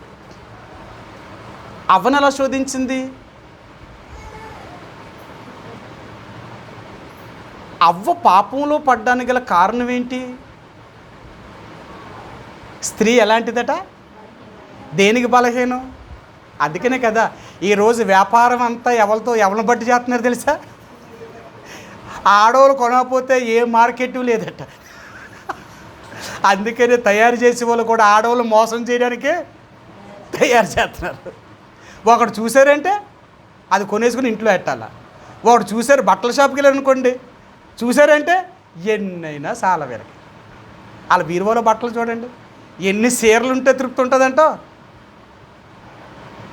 ఒక ఆయన చెప్పాడు, ఏమండి రోజుకో చీర కొంటుంది మా ఆవిడ, ఇప్పటికీ ఆమె 2 బీరువాల నిండా నిండిపోయాయి, 600 చీరలు కొన్నది సార్. ఇప్పుడు కూడా మా ఆవిడ మార్కెట్లోనే ఉంది, షాపింగ్కి వెళ్ళిందంట. ఎందుకు? ఏం చేస్తావమ్మా ఈ చీరలన్నీ అడిగితేనంట, ఉంటాయండి, ఉంటాయట. ఎందుకు ఉంటాయి? ఉండడంలో తప్పు లేదట, ఉంటాయట. ఎన్ని ఉండాలా? ఒకటి కాదు. అందుకనే వీళ్ళు మొట్టమొదటి ఎక్కడ పడిపోతారు తెలుసా? స్త్రీ ఎక్కడ పడిపోతారు తెలుసా? అందుకని అంటారు, లోకంలో ఏం చెప్తారు తెలుసా? అంటే బైబిల్లో సొలొమోను ఆయన ఎంత జ్ఞానంతో రాశాడో, పరమగీతాలు కానీ ప్రసంగాన్ని కానీ అయితే పాపానికి మొదటి కారణం ఎక్కడంటేనట వాళ్ళ చూపట. అందుకంటారు కళ్ళల్లో కళ్ళు పెట్టి చూడరట. కొంతమంది కళ్ళల్లో కళ్ళు పెట్టి చూడరట, చూసారంటే పడిపోతారట. ఆడవాళ్ళు మొట్టమొదటిగా పడగొట్టడానికి మొదటి కారణం ఏంటో తెలుసా? వాళ్ళ చూపుతో పడగొడతారట. వాళ్ళు ఎంత బలహీనం తెలుసా? ఎంత బలహీనులంటే వాళ్ళ కళ్ళల్లో ఎవరైనా మగోడు కళ్ళబెట్టి చూశాడంటే ఆడి చూపుకి పడిపోతారట. వీళ్ళు ఎంత బలహీనలో చూడండి. సాతాను మొదట అవ్వని ఎలా పడగొట్టింది? ఆ చూపు వల్లే పడగొట్టింది. చూచుటగా పండు ఎలా కనిపించిందట? అబ్బా చాలా అందంగా కనిపించిందట. ఆ అందమైన పండు ఏం చేసిందట? తీసుకుని కొరుక్కు తిన్నదట. ఇప్పుడు కొరుక్కు తింటే వదిలేసిందా? ఆ పాపం ఎంత చుట్టుకుందో చూడండి. ఆ పాపం ఎంత చుట్టుకుందో చూడు. అర్థమైందా? అందుకనే దేవుడు ఏమన్నాడంటే బలహీనులు బలహీనులు. ఆదామును దేవుడు సృష్టించినప్పుడు సాతాను ఆదామును పడగొట్టలేదు, కానీ అవ్వను పడగొట్టింది. అతని ద్వారా ఆదామును పడగొట్టి వీళ్ళిద్దరినీ బలహీనులుగా చేసింది. ఇప్పుడు ఆదాము బలహీనుడయ్యాడు, అవ్వ బలహీనురాలైపోయింది. దేనికి బలహీనులైపోయారో తెలుసా? దేవుడు స్వరం వినగానే వీళ్ళు ఎంత భయపడిపోయారట, దాక్కునే పరిస్థితికి వెళ్ళారట. ఎందుకు వచ్చిందా భయం వీళ్ళకి? పాపం అనేది మనిషిని ఏం చేసిందంట? అంత బలహీనులు చేసిందట. సరే, మీకు ఒక మాట చూపిస్తాను. కొరింథీయులకు రాసిన మొదటి పత్రిక 3వ అధ్యాయము. కొరింథీయులకు రాసిన మొదటి పత్రికలో అపోస్తలుడైన పౌలు ఇలా చెప్తున్నాడు. ఆయన మోహను కిటికీలు గాలి వస్తుంది, కిటికీలు తీయండి, వర్షం ఆగిపోయింది కదా, ఈ కిటికీలు తీయండి రా. కొరింథీయులకు రాసిన మొదటి పత్రిక 3వ అధ్యాయము 2వ వచనం అండి. 3:2 వచనం. అప్పటిలో మీకు బలము చాలకపోయినందున పాలతోనే మిమ్మల్ని పెంచితిని కానీ అన్నముతో మిమ్మల్ని పెంచలేదు. మీరు ఇంకనూ శరీర సంబంధులై ఉండుట వలన ఇప్పుడు మీరు బలహీనులై ఉన్నారు కారా. చూసారా? ఇప్పుడు మీరు శరీర సంబంధమైన మనుషుల వలె ఉన్నారు కనుక ఇప్పుడు ఏమయ్యారట? బలహీనులయ్యారట. అది ఇప్పుడు ఆదాము అవ్వ కూడా ఎప్పుడైతే తినొద్దన్న పండు తిని వీళ్ళు పాపం చేశారో వాళ్ళు ఏమయ్యారు? శరీర సంబంధమైన మనుషులుగా చేయబడ్డారు. అంతేనా? వాళ్ళు శరీర సంబంధమైన మనుషులుగా చేయబడ్డారు కాబట్టే వాళ్ళకు ఒంటి మీద బట్టలు లేవనే సంగతి అర్థమైంది. ఆత్మ సంబంధంగా ఉన్నంతసేపు వాళ్ళకి బట్టలు లేవనే సంగతి వాళ్ళకి అర్థమైందా? లేదే. వాళ్ళ మహిమాదేహంతో వారిని దేవుడు కప్పాడు కాబట్టి వారు దిగంబరులని వాళ్ళకి ఎప్పుడూ ఎరగలేదు. వాళ్ళు ఎప్పుడైతే తినొద్దన్న పండును తిన్నారో అప్పుడే వారి శరీర సంబంధమైన మనుషులయ్యారు. వీళ్ళు ఎప్పుడైతే శరీర సంబంధమైన మనుషులయ్యారో ఆ రోజు నుండే వీరు బలహీనులుగా చేయబడ్డారు. అర్థమైందా? మనిషి బలహీనుడు అయిపోయాడట. దేని విషయంలో బలహీనుడయ్యాడు ఇప్పుడు తెలియాల. మనిషి దేని విషయంలో బలహీనుడయ్యాడు, దేని విషయంలో బలవంతుడిగా ఉన్నాడు అంటే మానవుడు ఆదాము అవ్వ ఏ రోజునైతే దేవుడు చెప్పినట్లుగా వీరు చేయలేదో వీళ్ళు ఆత్మ సంబంధంగా బలహీనులైపోయారు, శరీర సంబంధంగా బలవంతులయ్యారు. శరీర సంబంధమైన బలవంతులైన దగ్గర నుంచి శరీర సంబంధమైన క్రియలను చేయడంలో వీళ్ళు ఏమాత్రం కూడా వెనకాడలేదు. అందుకనే శరీరంతో బలంగా ఉన్నవాళ్ళు వాళ్ళు ఏం చేస్తారో తెలుసా? శరీర సంబంధమైన తప్పులు ఎక్కువ చేస్తూ ఉంటారు. అందుకని అంటాను, శరీరానికి బలం వచ్చిందనుకోండి, శరీరానికి బలం వచ్చిందంటే ఈ బలం ఏం చేస్తా తెలుసా? పాపాన్ని కోరుకుంటుందట, పాపాన్ని కోరుకుంటుందట. అందుకనే శరీర సంబంధమైన బలవంతులు అనేవారు అందరూ కూడా ఈ లోకములో సాతానుడి చేత బంధించబడి అనేక రకాలైన పాపపు క్రియలు వారు చేస్తున్నారు. అందుకే దేవుడు అన్నాడు, శరీర సంబంధమైన బలవంతులైన వారు పాపానికి దాసులుగా చేయబడ్డారు, ఆత్మ సంబంధమైన బలవంతులు పాపాన్ని జయించిన వారు. అందుకే దేవుడు ఏ మొదటి ఆదాము ద్వారా మనిషి పాపంలో పడ్డాడో అలాగే దేవుడు కడపటి ఆదాము ద్వారా మరలా మనిషిని ఒక బలవంతుడిగా చేయాలని, వాడు బలహీనతల నుంచి బయటికి తీసుకురావాలనుకున్నాడు. యేసు ప్రభువారు ఈ భూమి మీదకి వచ్చింది ఎందుకంటే బలహీనులను బలపరచడం కొరకు మాత్రమే ఆయన ఈ భూమి మీదకి వచ్చాడు. అవునా? మీకు ఈ మాట కూడా చూపిస్తాను. మీకు రోమిలికి రాసిన పత్రిక 5వ అధ్యాయము, రోమిలికి రాసిన పత్రిక 5వ అధ్యాయము 6 వచనం అండి. 5-6 వచనం. యాలయనగా మనం ఇంకా బలహీనులమై ఉండగానే క్రీస్తు యుక్త కాలమున భక్తిహీనుల కొరకు చనిపోయేను. చూసారా? ఆయనడు ఇంకా మనం బలహీనులమై ఉండగా. అర్థమైందా? యేసుప్రభువారు ఈ భూమి మీదకి ఎందుకు వచ్చాడంటేనట బలహీనులైన వారిని బలవంతులుగా చేయాలని ఆయన కూడా మన కొరకు ఒక బలహీనుడిగా భూమి మీదకి వచ్చాడట. రక్త మాంసములు కలిగిన వాడుగా భూమి మీదకి వచ్చాడు ఆయన. మనల్ని రక్షించడం కొరకు, మన బలహీనతల నుంచి విడిపించడం కొరకు ఆ దేవుడు మన బలహీనతల్లో మనతో కూడా సహానుభావం కలిగి ఉండడానికి రక్త మాంసములు కలిగిన వాడుగా ఈ భూమి మీదకి వచ్చాడు ఆయన. ఈరోజు దేవుడు అంటున్నాడు, నువ్వు నేను ఒకప్పుడు యేసు ప్రభువారిని ఎరగక ముందు మనం బలహీనులుగా ఉన్నవారము. ఎప్పుడు మనం బలహీనులుగా చేయబడ్డాం, ఎలాగూ మనం బలహీనులుగా చేయబడ్డాం, కొన్ని మాటలు మీకు చూపిస్తాను. మనిషి బలహీనుడు అయ్యాడట. సరే చూపిస్తాను మీకు. మత్తయి సువార్త 8వ అధ్యాయము.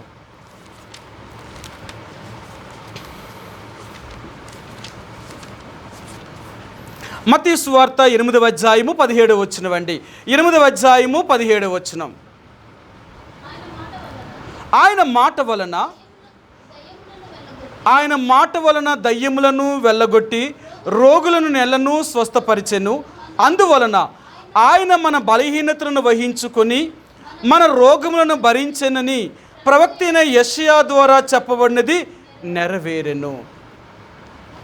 దేవుడట మన బలహీనతల నుండి మనల్ని విడిపించాలనుకున్నాడట.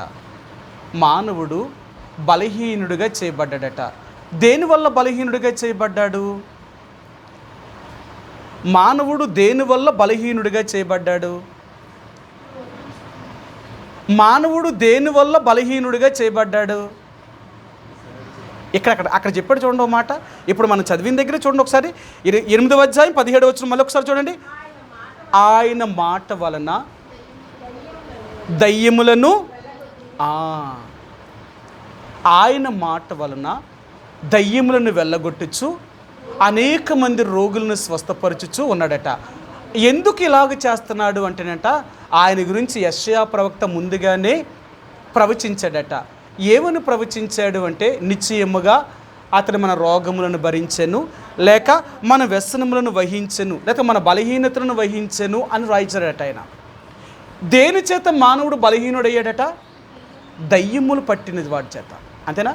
మీ అందరికీ తెలుసు కదా, మార్కు సువార్త 4వ అధ్యాయంలో ఒక దయ్యం పట్టినవాడు సమాధులలో వాసము చేసేవాడు. అతని ఇనుప సంఖ్యలతో వాడిని బంధించినప్పటికీ ఆ ఇనుప సంఖ్యలను తుత్తినీలుగా తెంపి వాడు సమాధుల్లోనికి వెళ్ళి సమాధుల్లోనే వాసము చేసేవాడట.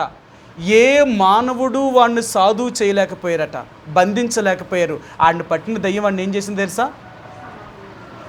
వాడిని లొంగ తీసుకొని అది వాడిని లోపరుచుకొని తన శరీరాన్ని తానే రాళ్లతో కోసుకొనుచు గాయాలు పాలైపోయాడట. అంతేనా? వాడిని దయ్యం ఏం చేసిందో తెలుసా? దిగంబరుడిగా చేసింది. ఒంటి మీద బట్టలు లేకుండా చేసింది వాడిని. అవునా? దయ్యం వాడిని ఏం చేసిందంటే, ఎంత బలహీనుడిగా చేసిందంటే పూర్తిగా వాడిని లొంగ తీసుకొని తన కోరికలన్నీ వాడి చేత నెరవేర్చుకుంటుంది. అందుకే కదా మీరు దయ్యం పట్టినోళ్ళు చూడండి.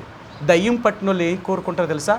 దయ్యానికి ఏమైతే ఇష్టమో అవన్నీ ఇది కోరుకుంటా ఉంటుంది. ఆనాడు సాతాను అంటే దేవునికి విరోధమైన వాడు ఆదాము అవ్వల్ని వారి ఇరువురిని పాపములోనికి పడేలాగా చేసి వాళ్ళిద్దరినీ లొంగ తీసుకొని గెలిచి వారి చేత ఈ లోకాన్నే ఏలుబడి చేయాలనుకుంది. అవునా? మనందరికీ తెలుసు కదా. ఇక్కడే రోమిలికి రాసిన పత్రికలో ఒక మాట అంటాడు, ఒక మనిషిని ద్వారా పాపము ద్వారా మరణమును ఎలాగ ఈ భూమి మీదకి వచ్చిందో సాతాను వాళ్ళ ఇరువురిని లొంగ తీసుకొని వాళ్ళ ద్వారా లోకములో పాపాన్నే తీసుకొచ్చింది. అందుకనే యోహాను యేసుప్రభువారి కంటే ముందు వచ్చినవాడు ఆయన బాప్తీసం ఇస్తున్నప్పుడు ఇలాగ మాట్లాడాడు, సర్ప సంతానమా, రాబో ఉగ్రత నుండి తప్పించుకరికి మీకు బుద్ధి చెప్పిన వాడెవడు? ఆ రోజు నుంచి ఈ రోజు వరకు దేవుణ్ణి ఎరగిన ప్రతి వ్యక్తి కూడా సర్పము చేత జన్మించిన వారు అట. అవునా? సర్ప సంతానము అన్నాడు ఆయన. సర్ప సంతానం అంటే ఒక ఆయన ఏమన్నాడు తెలుసా? మనిషి పాము ద్వారా జన్మించాడట. అంటే సర్ప సంతానం అంటే ఇంకేటి? అవ్వ ఎలాంటి మనుషుల్ని కన్నదో తెలుసా? వాళ్ళ పాపము చేత మనుషులు కన్నదట. అందుకనే పాముకి చాలా కోపం ఎక్కువట. అవునా? దాన్ని ఎవరైనా కుట్టినా, దాన్ని ఎవరైనా తొక్కినా దానికి ఎంత కోపమో. ఎంత కోపమట? తోక మీద లేచిపోద్దట. పాముకు కోపం ఎంత ఉంటుందో తోక మీద లెగుతుందట. చూసారా, ఆదాముకి అవ్వకి మొదట పుట్టాడు ఎవరు? కయ్యను. ఈడి కోపం ఎంత? ఈడి కోపం ఎంత కోపం అంటే దేవుడు వచ్చి మాట్లాడే ఈడి కోపం తగ్గలేదు. చూడండి, దేవుడు వచ్చి మాట్లాడిన, కయ్యేనా నీకు కోపమేలా, నీ కోపాన్ని వదిలే, నీ కోపమే తీసివేసుకుంటే నువ్వు బాగుపడతావని చెప్పాడు. అయినా కోపం తగ్గలేదు ఆయనకి. అందుకని అన్నాడు, ఎప్పుడైతే మానవుడు ఆ సర్ప సంతానముగా జన్మించాడో ఆ రోజు నుంచి మానవుడి యొక్క జీవితమే చెడిపోయిందండి. అందుకే మీకు చాలాసార్లు చెప్పాను, పాము అది ఎప్పుడు తిన్నంగా ఉంటుందో తెలుసా? చచ్చిపోయినప్పుడు తిన్నంగా ఉంటుందట.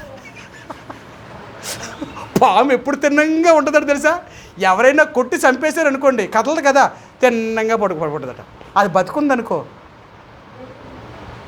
ఎన్ని వంపులు తిరుగుతూ ఉంటుంది తెలుసా పాము. అది ఎంతో తిన్నంగానే ఉంటుంది, కానీ అది పాకేటప్పుడు మాత్రం తిన్నంగా పాకదట. ఇలా పాకుతూ ఉంటుందట. దానికి ఎందుకు అంత బుద్ధి? తిన్నంగా నడ్డం దానికి అస్సలు ఇష్టం ఉండదట. అది మానవుడి యొక్క బుద్ధి ఎలాంటిదో తెలుసా? మన బుద్ధి కూడా ఇలాంటిదేనే అండి. మనం వంకర దారిలో నడుస్తామే తప్ప తిన్నమైన దారిలో నరం కదా. మనిషి యొక్క స్వభావం ఏంటి అంటే వంకరగా జీవించడమే మానవుడికి ఇష్టం, అన్ని దేవుడికి వ్యతిరేకంగా జీవించడం ఇష్టం. అందుకనే మానవుడు బలహీనుడిగా చేయబడ్డాడు. దేనికి బలహీనుడైపోయాడో తెలుసా? పాపమునకు మానవుడు బలహీనుడు. మీరు చెప్పండి, అమ్మ అలా చేయకూడదు, లేకపోతే అయ్యా ఇలా చేయకూడదు అనుకో, అలవాటు అయిపోయిందండి, ఇక నేను మానలేనండి. అలవాటు అయిపోతే మానలేరట. ఎందుకు మానలేరు? అది వాళ్ళ బలహీనత. అందుకని అంటాడు, సాతాను మనిషిని ఏదో ఒక బలహీనతలో బంధిస్తుందట. అవునా? ఏదో ఒక బలహీనత. అందుకని మీకు చెప్పాను, దావీదు ఈ కీర్తనలు ఆయన రాసినప్పుడు ఇలాగ చెప్పాడు ఆయన. సరే మీకు చూపిస్తాను. కీర్తన గ్రంథము 34వ అధ్యాయము. కీర్తన 34వ అధ్యాయము 4వ వచనమండి. 34:4.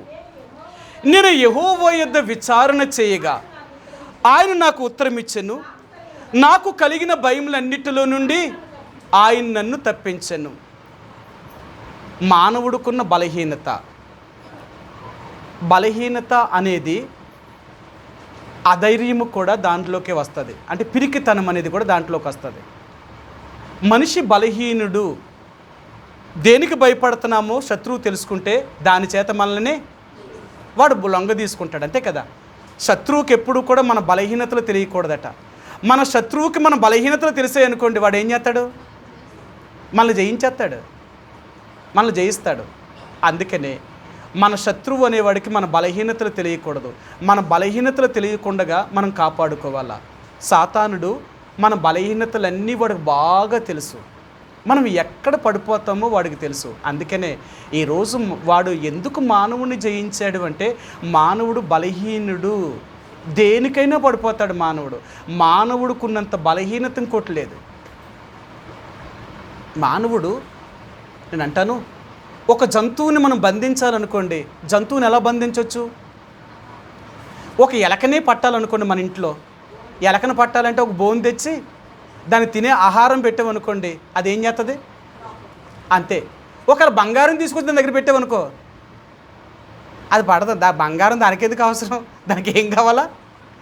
దానికి తినే ఆహారమే కావాలా. అలాగే భూమి మీద ఉన్న ఏ జంతువునైనా సరే దాన్ని తినే ఆహారం పెడితే అది వల్లోకి వచ్చి పడుతుంది.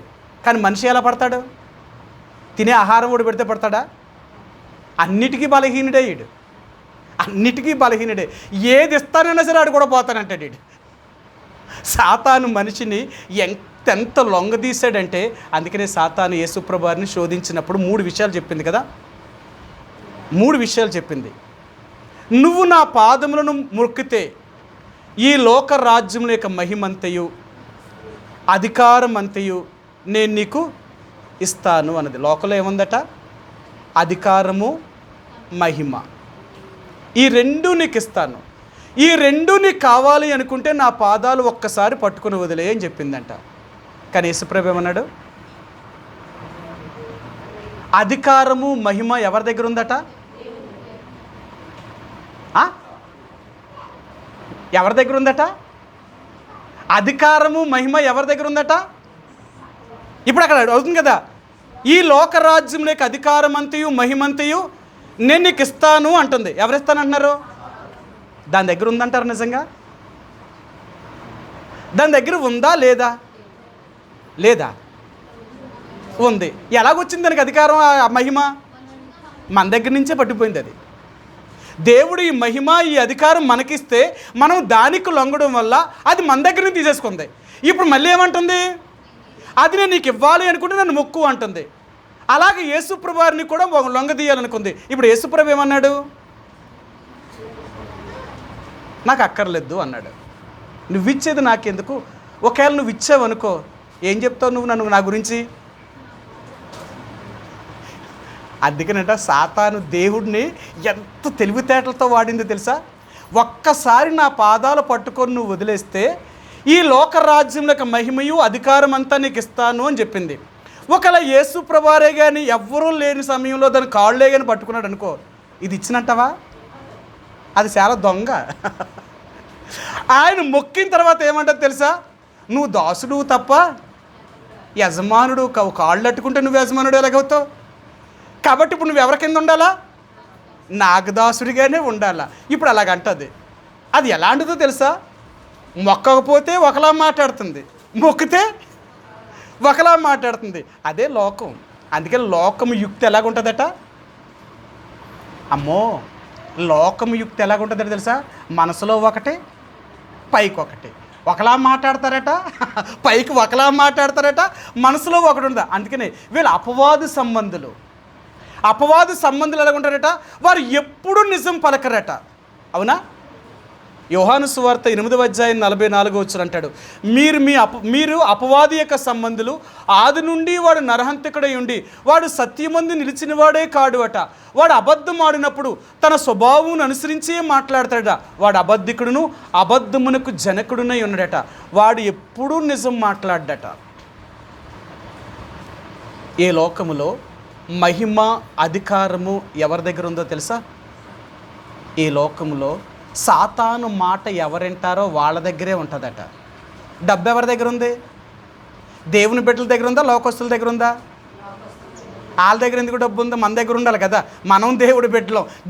దాన్ని లోకస్తులకు డబ్బు ఎక్కడ? వాళ్ళకి ఇవ్వడమే, వాళ్ళ దగ్గర ఉండడం ఏంటి? దేవుడు వాళ్ళకి ఎందుకు ఇచ్చాడు? ఇప్పుడు సాతాను ఏం చేసింది? వాళ్ళకి డబ్బు ఇచ్చింది, వాళ్ళకి అధికారం ఇచ్చింది, వాళ్ళకి పేరు ఇచ్చింది, ఈ లోకంలో మహిమాలకు ఉంది. అంతే కదా. అన్నీ వాళ్ళ దగ్గరే ఉన్నాయి. అందుకే కదా ఈరోజు అన్నీ వాళ్ళ దగ్గర ఉన్నాయి కదా దేవుడి బిడ్డలు వాళ్ళు ఏం చేస్తున్నారు? మేమేం చెప్తే అది చెల్లుతుంది, అధికారం మాది, ప్రభుత్వం మాది, రాజ్యాంగం మాది, మేము ఏది చెప్పినా మీరు వినవలసిందే. వాళ్ళు చంపేయండి అంటే చంపేస్తున్నారు, వాళ్ళు కొట్టేయండి అంటే కొట్టేస్తున్నారు, వాళ్ళు ఎక్కడికి తరిమేయండి అంటే తరిమేస్తున్నారు. ఎందుకు? వీళ్ళకేమీ లేదు, దేవుని బిడ్డలకి ఏమీ లేదు, అంతా వాళ్ళదే తీసుకుంది. ఎందుకు వాళ్ళకి ఇచ్చింది? సాతాను వాళ్ళకి ఈ లోకంలో ఉన్న అన్నీ ఎందుకు ఇచ్చిందంటే దాని మాట వాళ్ళు విన్నారు కాబట్టి అది వాళ్ళకి ఇచ్చింది. మరి ఇప్పుడు దేవుడు అంటున్నాడు, మీరు అపవాది యొక్క చేతిలో నుంచి విడిపింపబడి నన్ను నమ్ముకుంటే దానికంటే ఎక్కువ ఇస్తాను, నేను మీకు దానికంటే ఎక్కువ ఇస్తాను. ఈ రాజ్యము ఈ లోకము నాది. అందుకని అంటాడు, యేసు ప్రభువుని ఎప్పుడైతే మనం నమ్ముతామో ఆ రోజు నుంచి తిరిగి అధికారం మనకు వచ్చేస్తుంది. అందుకనే దేవుని బిడ్డల అధికారము కలిగిన వారు. నువ్వు ఏది చెప్తే అది భూమి మీద జరుగుతుందట. నువ్వు ఏది చెప్తే జరుగుతుంది. ఏలియా గురించి బైబిల్లో ఒక మాట అన్నాడు, 3.5 సంవత్సరములు ఏలియా వర్షాన్ని ఆపేశాడట. ఆపేశాడా లేదా? ఎవరు ఆపేరు? ఆయన అన్నాడు, నా మాట ప్రకారముగాక 3.5 సంవత్సరాల వరకు వర్షమైనను మంచెను భూమి మీద పడదు అన్నాడు. ఎవరి మాట? ఏలియా మాట. ఇప్పుడు ఏలియా మాట ఎవరన్నారు? దేవుడు అన్నాడు. అంతే అన్నాడు. నువ్వు నిజముగా నేను ప్రవక్తనని చెప్తే ఆకాశం నుండి అగ్ని వచ్చి నిన్ను నీ 50 మందిని దహించునుగాక అన్నాడు. అగ్ని వచ్చి కాల్చేసిందా లేదా? ఎవరు చెప్తే చేసింది? ఒక మనిషికి ఎంత శక్తి ఉందో చూడండి. ఎప్పుడైతే నువ్వు యేసు ప్రభువుని ఎరుగుతావో ఆ రోజే ఆ దైవ యొక్క శక్తి నీకు వచ్చదన్నమాట. అందుకనే దేవుణ్ణి ఎరిగిన బిడ్డను సాతాను ఎన్ని రకాలుగైనా ఓడించలేదు. నిజంగా యేసు ప్రభువాని యొక్క రక్తం చేత కడగబడిన వారిని సాతాను ఎన్ని రకాలుగా జయించాలన్నా వారిని జయించలేదు. 3 మాటలు చూపిస్తాను మీకు. దేవుని నమ్ముకున్న బిడ్డ ఎలాంటి వాడో చూపిస్తాను. మొదటి యోహాను రాసిన పత్రిక 2వ అధ్యాయము. యోహాను రాసిన మొదటి పత్రిక 2వ అధ్యాయము. యోహాను రాసిన మొదటి పత్రిక 2వ అధ్యాయము 13వ వచనం అండి. 13వ వచనం. తండ్రులారా, మీరు ఆది నుండి ఉన్నవారిని ఎరిగి ఉన్నారు గనుక మీకు వ్రాయుచున్నాను. యవనస్తులారా, మీరు దుష్టుని జయించి ఉన్నారు గనుక మీకు వ్రాయుచున్నాను. ఇలాగ ఎన్నో మాటలు చెప్తున్నాడు ఆయన. ఎన్ని చెప్తున్నాడో తెలుసా? మీరు జయించారు, మీరు జయించారు, మీరు జయించారు. ఒక దేవుని బిడ్డ పాపాన్ని, లోకాన్ని, సాతాన్ని, తన శరీరాన్ని జయించగలిగినవాడు. ఒక దేవుని బిడ్డ ఏమి జయించగలుగుతాడంటే లోకాన్ని జయిస్తాడు, పాపాన్ని జయిస్తాడు, సాతాన్ని జయిస్తాడు, తన శరీరాన్ని కూడా జయించగలుగుతాడు. వాడు దేవుని బిడ్డ అంటే. అందుకే బైబిల్ ఏమన్నాడు తెలుసా? జయించువాడు నాతో కూడా నా తండ్రి సింహాసనమందు కూర్చుంటాడు. జయించేవాడు. కాబట్టి సాతాను మానవుణ్ణి ఎంత బానిసగా చేసుకుంది అంటే, సాతాను మనిషిని లొంగ తీసుకొని దేవుని దగ్గరికి వెళ్ళకుండా మానవుణ్ణి బంధించేసిందండి సాతాను. అందుకన్నాడు, ఆ దయ్యం పట్టినవాడు దయ్యముల చేత బాధించబడుతూ దయ్యానికి లొంగిపోయాడండి. దయ్యం లొంగదీసింది, ఆ మనిషిని గెలిచింది. అలాంటి పరిస్థితుల్లో దేవుడు ఆ దయ్యం పట్టిన వాడిని బాగు చేశాడు. మరొక మాట మీకు చూపిస్తాను. లూకాసు వార్త 13వ అధ్యాయము. లూకాసు వార్త 13వ అధ్యాయము 5వ వచనంలో ఇక్కడ 18 ఏండ్ల నుండి దయ్యం పట్టిన ఒక స్త్రీ ఉందండి. లూకాసు వార్త 13వ అధ్యాయము 11వ వచనం అండి. 11వ వచనం. 18 ఏండ్ల నుండి బలహీనపరుచు దయ్యం పట్టిన ఒక స్త్రీ అచ్చట ఉండెను. దయ్యం పట్టిందట. ఎన్ని సంవత్సరాలట? 18 సంవత్సరాల నుండి, అంటే 18 సంవత్సరాల నుంచి ఈమెకి దయ్యం పట్టిందట. దయ్యం పట్టి ఆ మనిషిని ఏం చేసిందట? బలహీనురాలుగా చేసిందంట. బలహీనురాలుగా చేసిందంట. దయ్యం పడితే మనిషి ఏమవుతున్నాడు? బలహీనుడైపోతున్నాడు. పాపం మనిషిని ఏం చేస్తుంది? బలహీనుడిగా చేస్తుంది. లేక పాపం మనిషిని ఒక బానిసగా చేస్తుంది. అంతేనా? పాపం అనే కాడి కింద మరలా మీరు చిక్కుకొనకుడి అంటాడు. పాపం మనిషిని ఏం చేస్తుందట? బానిసను చేస్తుంది. అందుకని అంటారు, మనం తప్పు చేసామనుకోండి, మనం తప్పు చేసాము అంటే ఒకరికి మనం బానిసమే. తప్పు చేసాము అంటే బానిసలం అవుతాం. ఎందుకంటే ఎవరికైతే తప్పు చేసామో ఆ తప్పు చేసిన వాళ్ళు మనల్ని ఏమంటారు? నువ్వు నాకు ఇలా చేసావు కాబట్టి నేను చెప్పినట్లుగా నువ్వు వినాలి అని తాను నచ్చినట్లుగా ఉపయోగించుకుంటాడు. సాతాను మనల్ని కూడా అలాగే లొంగ తీసుకుంది. ఒకప్పుడు యేసు ప్రభువారిని ఎరగకముందు నీవు నేను కూడా పాపము చేత బంధించబడి పాపానికి దాసులమైపోయినాం, పాపానికి బానిసలైపోయాం, ఎన్నో చెడు అలవాట్లకు లోనైపోయాం. ఈరోజు నువ్వు నేను దేవుని నమ్మడం వల్ల ఆ బానిసత్వం నుంచి బయటకు వచ్చాం. ఈరోజు లోకంలో చూడండి, మనుషులు ఎన్ని రకాలైన దానికి బానిసలైపోయారో. కొంతమంది తాగుడికి బానిస అయిపోయారు, అవునా? కొంతమంది తాగలేకపోతే ఉండలేరట. కొంతమంది సిగరెట్లు చుట్టలు కాల్చకపోతే వాళ్ళు ఉండలేరట. కొంతమంది సినిమాలు చూడకపోతే ఉండలేరట. కొంతమంది బంగారం కొనకపోతే ఉండలేరట. కొంతమంది భూములు కొనకపోతే ఉండలేరట. ఏమంటే ఇది మా అలవాటు అండి, ఇక మేము మానుకోలేమండి. ఈ అలవాటు పోదట. ఇది అర్థమైందా? మనిషి ఒక్కొక్క రకానికి బానిస అయిపోయాడు. మనిషిని సాతాను ఎలాగ లొంగ తీసుకోవాలో, నీ బలహీనత ఏదో తెలుసుకొని ఆ బలహీనతకు సాతాను మనిషిని లొంగ తీసుకుంది. అలాగ లొంగ తీసుకొని మనిషిని ఒక బానిసగా చేసిందండి. ఒక బలహీనుడిగా చేసింది.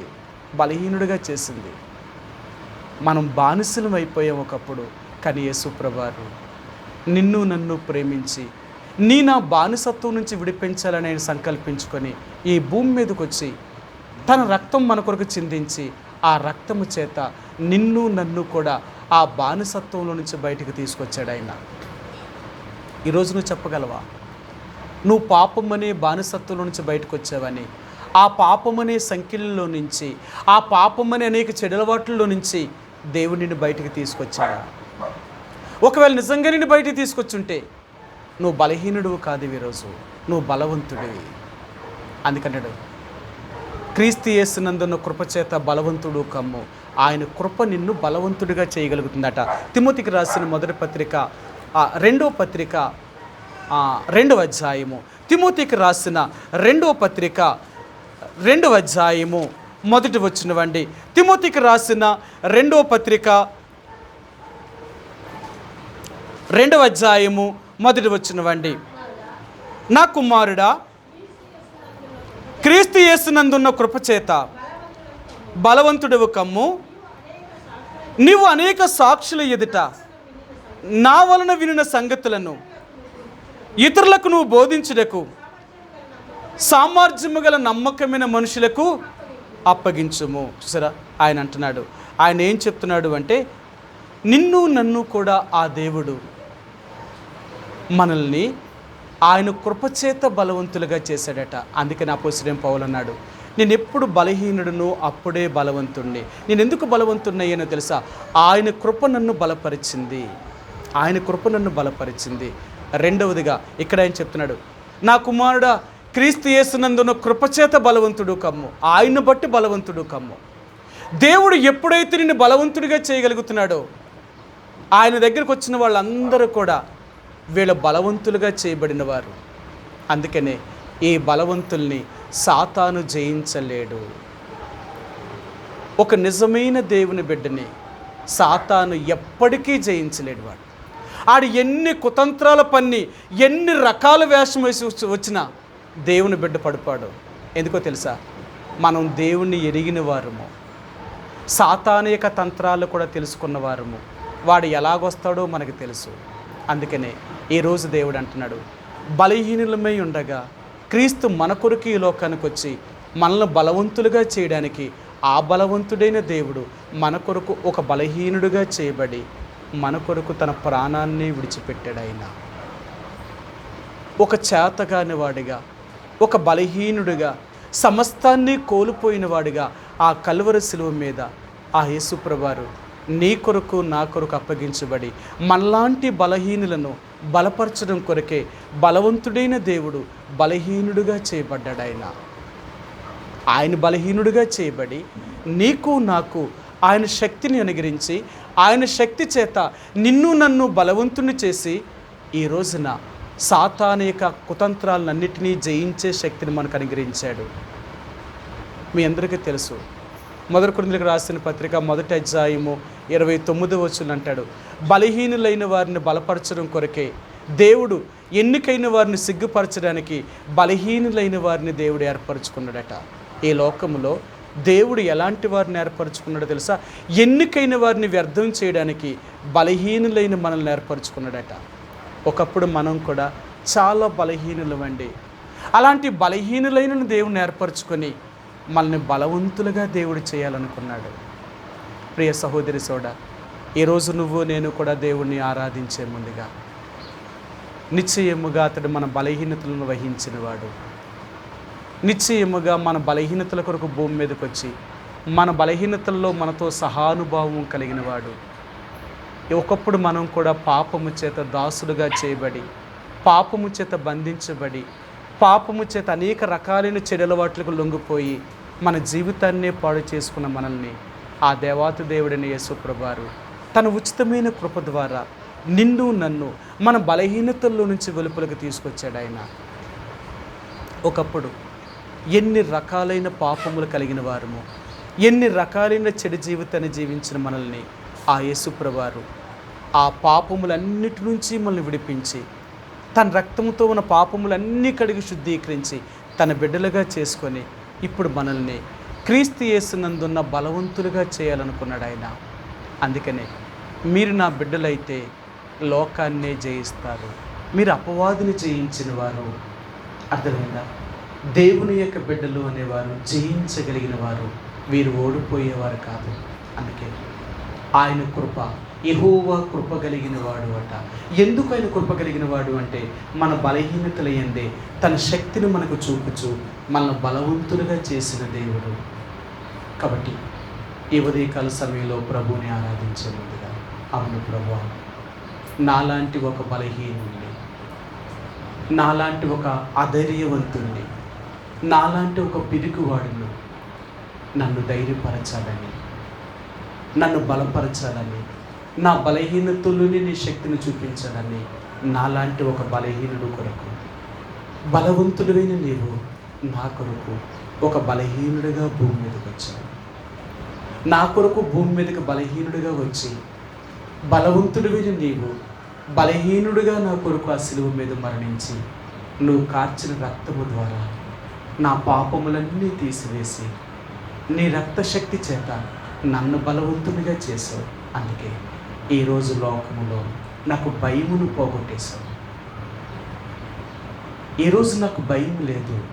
దేవుని బిడ్డకి అసలు భయమే లేదట. మీరు చదివించదు కదా, నేను యెహోవా యొద్ద ఒక వరం అడిగి తిని, లేక యెహోవా యొద్ద నేను మొరపెట్టి తిని అని అంటూ ఆయన నాకు కలిగిన భయములన్నిటిలో నుండి నన్ను విడిపించాడట. మానవుడికి ఎన్ని రకాలైన భయాలు ఉన్నాయో మీకు ఎన్నోసార్లు చెప్పాను. ఒక మానసిక వైద్యుడి దగ్గరికి వెళితే ఆ మానసిక వైద్యుడు ఏం చెప్పాడో తెలుసా? ఎన్ని రకాల భయాలు చెప్పాడో. కొంతమంది పిచ్చోళ్ళు అయిపోతారు కదా, మానసికంగా పిచ్చోళ్ళు అయిపోతారు. ఎందుకు పిచ్చోళ్ళు అయిపోతారు? బాగా సంపాదించి వాళ్ళ ఆస్తి కానీ ఒక్కసారే పోయింది అనుకోండి, వాళ్ళు ఏమైపోతారు? ఇంకా ఇంత కష్టపడి సంపాదించిన ఆస్తి పోతే వాళ్ళు పిచ్చోళ్ళు అవ్వకపోతే ఇంకేమవుతారు? ఇలా ఒకటి కాదు, ఇలా ఎన్నో రకాలుగా మనిషిని ఈ లోకంలో భయాలు భయపెట్టి లొంగ తీసుకుంటున్నాయంట. ఎప్పుడైతే నువ్వు యేసు ప్రభువుని అడుగుతావో ఆ రోజు నుంచి నీ భయాలన్నీ దేవుడు పోగొడతాడట. ఎలా బ్రతకాలి అని భయపడవట, నన్ను ఎవరు చూస్తారు అని భయపడవట, నన్ను ఎవరో పోషిస్తారని భయపడరట. ఎందుకో తెలుసా? నా దేవుడు ఉండగా నాకెవరుంటే ఏంటి, ఎవరు లేకపోతే ఏంటి? నన్ను పుట్టించిన దేవుడు, నన్ను రక్షించిన దేవుడు నన్ను కాపాడుతాడు. అది నా దేవుడు. మనం రక్షించి కాపాడడానికి సమర్థుడైన దేవుడు ఆయన. అందుకనే ఆ డాక్టర్ ఏం చెప్పాడంటే, మనిషికి రమారమి 250 రకాల భయాలు ఉన్నాయంట. 250 రకాల భయాలు ఉన్నాయంట. ఈ భయాలన్నీ మనిషిని ఏదో ఒక రకంగా ఏదో ఒక భయము భయపెట్టి మనిషి దానికి భయపడేలాగా చేస్తుందట. కానీ యేసు ప్రభువుని నమ్ముకున్న తర్వాత అసలు నీకే భయము ఉండదట, ఏ భయము ఉండదట. ఎవరున్నా ఎవరు లేకపోయినా నువ్వు భయపడవట. అది నీ దేవుడు. యేసు ప్రభువుని నువ్వు ఎప్పుడైతే నమ్మేవో ఆ రోజు నీ బలహీనతలన్నిటి నుంచే విడిపించగలిగిన వాడు, నీ భయాలన్నిటి నుంచి విడిపించగలిగిన వాడు, నీ బలహీనతలన్నిటిలో నీతో సహానుభావం కలిగిన వాడు, ఆయన నీకు శక్తినిచ్చి ఒక బలవంతుడిగా నేను తయారు చేయగలిగిన వాడు, అది దేవుడు. అందుకనే మన దేవుడు ఎవరు అంటే సైన్యములకు అధిపతియగు యెహోవా అట. మన దేవుడు ఎవరట? సైన్యానికి అధిపతట. ఆయన దగ్గరికి వచ్చే ప్రతి ఒక్కరిని కూడా ఒక సైనికుల్లాగా తయారు చేస్తాడట. అవునా? మనం అందరం ఎవరమంట? క్రీస్తు యేసు యొక్క మంచి సైనికులమంట. సైనికుడికి ఏమంటే భయం ఉండదట? యుద్ధం అంటే భయం ఉండదట. ఎందుకు యుద్ధం అంటే భయం ఉండదు? యుద్ధం అంటే భయం ఉండదా? సైనికుడికట మరణం అంటే భయపడ్డట. ముందు వాడికి ఏం నేర్పిస్తారంటే ఇలాగ చెప్తారట, ఒకవేళ యుద్ధంలోకి వెళ్ళావంటే యుద్ధములో నుంచి గెలిస్తేనే తిరిగి రావాలి, కానీ ఓడిపోతే ప్రాణంతో తిరిగి రాకూడదు. ప్రాణంతో తిరిగి రాకూడదు. ఓడిపోయిన తర్వాత ప్రాణంతో తిరిగి వస్తే ఎవరు వస్తారో తెలుసా? యుద్ధంలో ఓడిపోయి ప్రాణంతో తిరిగి వస్తే ఎవరు వస్తారో తెలుసా? లొంగిపోతేనే వాళ్ళ ప్రాణంతో వదిలేస్తారట. యుద్ధం చేస్తే వదిలేస్తారా? వదలరట. అందుకనే వాళ్ళు ఎప్పుడు కూడా వీర మరణాన్నే పొందడాన్ని చూస్తారట, కానీ యుద్ధంలో ఓడిపోయి లొంగిపోవడానికి ఇష్టపడరట. యుద్ధంలో ఒక సైనికుడు యుద్ధంలో చచ్చిపోయాడు అనుకో, ఆడికి ఎంత పేరు తెలుసా? ఒక సైనికుడు యుద్ధంలో చచ్చిపోయాడంటే వీర మరణం పొందాడనమాట. తన ప్రాణాన్నే ఆ యుద్ధంలో తన దేశం కొరకు పోరాడి ప్రాణం పోగొట్టుకున్నాడంటే అంతకంటే మరొకటి లేడు. ఒక క్రీస్తు యేసు యొక్క సైనికుడు కూడా ఆ యేసు ప్రభువారి కోసం తన ప్రాణాన్నైనా పోగొట్టుకోవడానికి ఇష్టపడతాడేమో, కానీ సాతానికి లొంగిపోవడానికి ఇష్టపడ్డాట. వాడే సైనికుడు.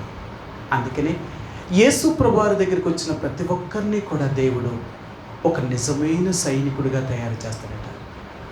ఈ సైనికుడు ఎలాంటి వాడు అంటే ఎప్పుడూ ఎక్కడ వాటమును చూడట. ఒకవేళ ఓడిపోయే పరిస్థితి రాకుండా చూసుకోవడానికి ప్రయత్నం చేస్తాడు. అందుకే మీరు చూడండి, యెహోషువ యుద్ధాలు చేయడం ప్రారంభించాడు. ఒక్క యుద్ధంలో కూడా యెహోషువ ఓడిపోలేదు. అవునా? ఒక్క యుద్ధంలో కూడా ఓడిపోలేదు. ఒకే ఒక్కసారి ఆయి పట్టణాన్ని జయించడానికి వెళ్ళిపోయి ఓడిపోయినప్పుడు యెహోషువ దేవుడి సన్నిధికి వెళ్ళి ప్రార్థన చేశాడు. ఏమని ప్రార్థన చేశాడో తెలుసా? ఇంత దూరం మమ్మల్ని ఇక్కడ తీసుకొని వచ్చి ఇప్పుడు ఇక్కడ మేము ఆయి పట్టణస్థుల చేతిలో మేము ఓడిపోయామని మా చుట్టూ ఉన్న మా శత్రువులకు తెలిస్తే ఇప్పుడు మనం ప్రాణంతో బ్రతకనిస్తారా? ఎందుకు ఇలాగ చేశావు? మేము ఓడిపోవడానికి కారణం ఏంటి అని యెహోషువ దేవుడి దగ్గర ఏడిస్తే ఓడిపోవడం గల కారణాన్ని దేవుడు చూపించి మరలా వారిని తిరిగి ఆ యుద్ధంలో గెలిచేలాగా చేశాడు. ఆ తర్వాత ఇంకెప్పుడు కూడా కనాను దేశంలో ప్రవేశించి 7 జాతుల వారిని వారు జయించిన తర్వాత ఓటమిని ఎరగలేదు ఇశ్రాయేలీలు. ఒక్కసారి కూడా ఓడిపోలేదు. ఇంకా రెండవ మాట చెప్తాను. దావీదు ఎన్నో యుద్ధాలు చేశాడు. ఒక్క యుద్ధమైనా ఓడిపోయాడా? ఒక్కసారైనా దావీదు యుద్ధంలో ఓడిపోయి ఉంటే తన రాజ్యము శత్రువుల చేతికి వెళ్ళిపోయాను, కానీ ఒక్కసారి కూడా ఓడిపోలేదు. ఎందుకో తెలుసా? దేవుణ్ణి కలిగిన వాడు ఎప్పుడూ ఓటమును చూడడం, ఓడిపోవడం. అది దేవుని బిడ్డ అంటే. అందుకన్నాడు యేసు ప్రభువారి దగ్గరికి వచ్చిన ప్రతి ఒక్కరిని కూడా ఎంత ధైర్యవంతులుగా చేస్తాడో తెలుసా? ఈ లోకంలో నువ్వు దేనికి భయపడవు. ఏది లేకపోయినా, ఎవ్వరు లేకపోయినా, ఏ మనుషులు నీతో లేకపోయినా నీ ధైర్యం ఏంటో తెలుసా? నాతో దేవుడు ఉన్నాడు. నాకెవరుంటే ఏంటి, ఎవరు లేకపోతే ఏంటి? ఏలెంతకాలం ఉంటారు మనుషులు? ఈ రోజు ఉంటారు, రేపు ఉంటారు, కానీ దేవుడైతే ఎప్పటికీ ఉండే దేవుడు. అందుకని క్రీస్తు యేసుని ఎరిగిన ప్రతి ఒక్కరిని కూడా ఆయన ఒక నిజమైన సైనికుడిగా తయారు చేసినవాడు. ఈ సైనికుడు ఎప్పుడు కూడా భయపడడు. కాబట్టి ఈరోజు నిన్ను నన్ను ఆ దేవుడు మన బలహీనతలను వహించాడు, మన భయాల నుంచి విడిపించాడు. ఒక నిజమైన క్రీస్తు యొక్క యోధునిగా తయారు చేసి లోకములో దేవుడు మనల్ని చూపుతున్నాడు. ఇదిగో నా బిడ్డ, సాతానా నువ్వు ఎన్ని రకాలుగా నా బిడ్డను శోధించినా నా బిడ్డ ఓడిపోడు. చూడొకసారి చూడు. కాబట్టి దేవుని బిడ్డలుగా నిన్ను నన్ను ఆ దేవుని యొక్క కృప ఎంత బలపరిచిందంటే, మనం ఎప్పుడు బలహీనులుగా అవుతున్నామో, మనం ఎప్పుడు అధైర్యవంతులుగా అవుతున్నామో అప్పుడే ఆయన మనల్ని బలపరుస్తూ, మనల్ని స్థిరపరుస్తూ, మనల్ని ధైర్యపరుస్తూ, రక్షించబడిన నాటి నుంచి ఈనాటి వరకు దేవుడు మనల్ని ఎంత కాపాడుతూ వచ్చాడు. ఎన్ని ప్రతికూలమైన పరిస్థితులు మన మీదకి వచ్చినా కానీ ఆ దేవుడు ఎప్పుడూ మనల్ని వదలలేదే, ఎప్పుడు మనల్ని విడిచిపెట్టలేదే. అందుకని నువ్వు బలహీనుడిగా ఉన్న పరిస్థితుల్లో నిన్ను బలవంతుడిగా చేయడం కొరకు బలవంతుడైన నేను నీ కొరకు ఒక బలహీనుడిగా చేయబడ్డాను అంటున్నాడు ఆయన. నీ మాట చూపించి నేను ముగిస్తాను. అపోస్తుల కార్యములు, ఇక్కడ అపోస్తులైన పౌలు అంటే ఈ అపోస్తుల కార్యాలు రాసిన ఈ లోక అనే వైద్యుడు ఈ మాటను చెప్పాడు ఆయన. ఆయన ఏం చెప్పాడో చూపిస్తాను మీకు. 20వ అధ్యాయము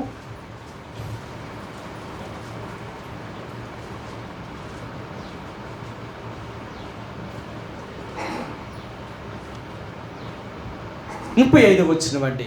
20వ అధ్యాయము 35వ వచనం.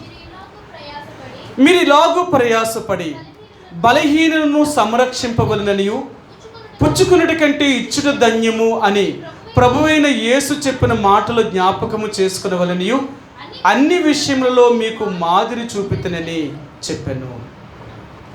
ఆయన అంటున్నాడు, ఇక్కడ మనకు కావలసిన దేవుడు మాట ఏంటో తెలుసా? అన్నాడు, మీరు ఇలాగూ ప్రయాసపడి బలహీనులను సంరక్షింపవలనని. బలహీనులైన వారిని సంరక్షించడానికి దేవుడు నిన్ను నన్ను ఏర్పరచుకున్నాడు. ఆయన కూడా మళ్ళాంటి బలహీనులను బలవంతులుగా చేయడం కొరకే ఆ బలవంతుడైన దేవుడు కూడా బలహీనుడిగా చేయబడి మనల్ని బలవంతులుగా చేశాడు ఆయన.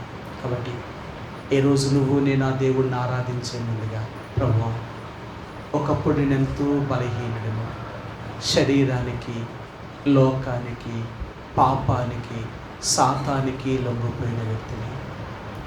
ఈ లోకములో ఎన్నో రకాలైన పాపముల చేత సాతాను నన్ను వశపరుచుకొని వాడికి నన్ను బానిసగా చేసుకొని నేను సాతాన్ని వెంబడించి ఈ లోకములో నీ మాట వినకుండా నీకు వ్యతిరేకముగా జీవించుతున్న నా బ్రతుకుని నన్ను రక్షించడం కొరకు, నాలాంటి ఒక బలహీనుని రక్షించడం కొరకు బలవంతుడివైన నీవు నా కొరకు ఒక బలహీనుడిగా భూమి మీదకి దిగవచ్చు.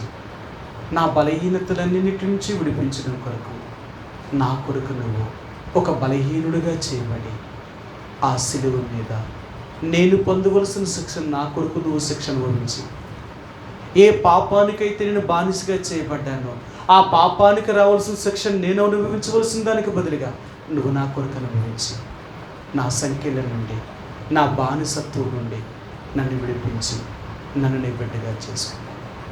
ఈ లోకంలో నిన్ను ఎరగక ముందు అనేక రకాలైన భయాలతో నిండిపోయిన వ్యక్తిని. ఈ లోకంలో అనేక రకాలైన భయాలు నన్ను భయపెట్టి ఎంతో కృంగిపోయిన నా పరిస్థితిలో నాకు నువ్వు దేవుడిగా అయ్యి నా భయాలన్నిటి నుంచి నన్ను పోగొట్టి నన్ను ధైర్యపరిచిన దేవుడు, నా ప్రక్కన నిలిచిన దేవుడు. అన్ని పరిస్థితుల్లోనూ నాతో ఉన్నావు. నేను రక్షించబడిన నాటి నుండి నేటి వరకు ఎన్ని కష్టాలు, ఎన్ని బాధలు, ఎన్ని ఇబ్బందులు, ఎన్ని సమస్యలు నా మీదకి వచ్చినా అన్నిటిలో నుండి నన్ను కాపాడి నన్ను విడిపించి క్రీస్తు యేసు ఒక నిజమైన సైనికుడిగా నాలో ఉన్న ఆ పిరికితనాన్ని తీసివేసి ఆత్మ సంబంధమైన ధైర్యాన్ని దయచేసి నేను నీ కొరకు జీవించేలాగా భూమి మీద నన్ను సిద్ధపరచావు. నీ వందనాలు. నా భయాలన్నిటి నుంచి నన్ను విడిపించావు, నా బలహీనతలన్నిటి నుంచి విడిపించావు. ఆ రోజు నుంచి ఈ రోజు వరకు ఈ భూమి మీద నీ కొరకు బ్రతికేలా నన్ను సిద్ధపరుస్తూ నాకు కావలసిన సమస్తం అనుగ్రహిస్తూ ఈ రోజు వరకు నన్ను భూమి మీద సజీవుడిగా ఉంచావు. అందుకే నీ హృదయమారా కృతజ్ఞతాస్తుతులు చెల్లించుకుంటున్నాను అని ఆ ప్రభువుని కొద్ది సమయం మనం ఆరాధించుకుందామండి. ఆ రీతిగా దేవుని యొక్క సన్నిధిలో కొద్ది సమయం ఒకరి తర్వాత ఒకరు ఆ ప్రభువుని ఆరాధిస్తామండి. ఆరాధన చేసేవారు అందరికీ వినిపించేలాగా బిగ్గరగా ఆరాధన చేయడానికి ప్రయత్నించే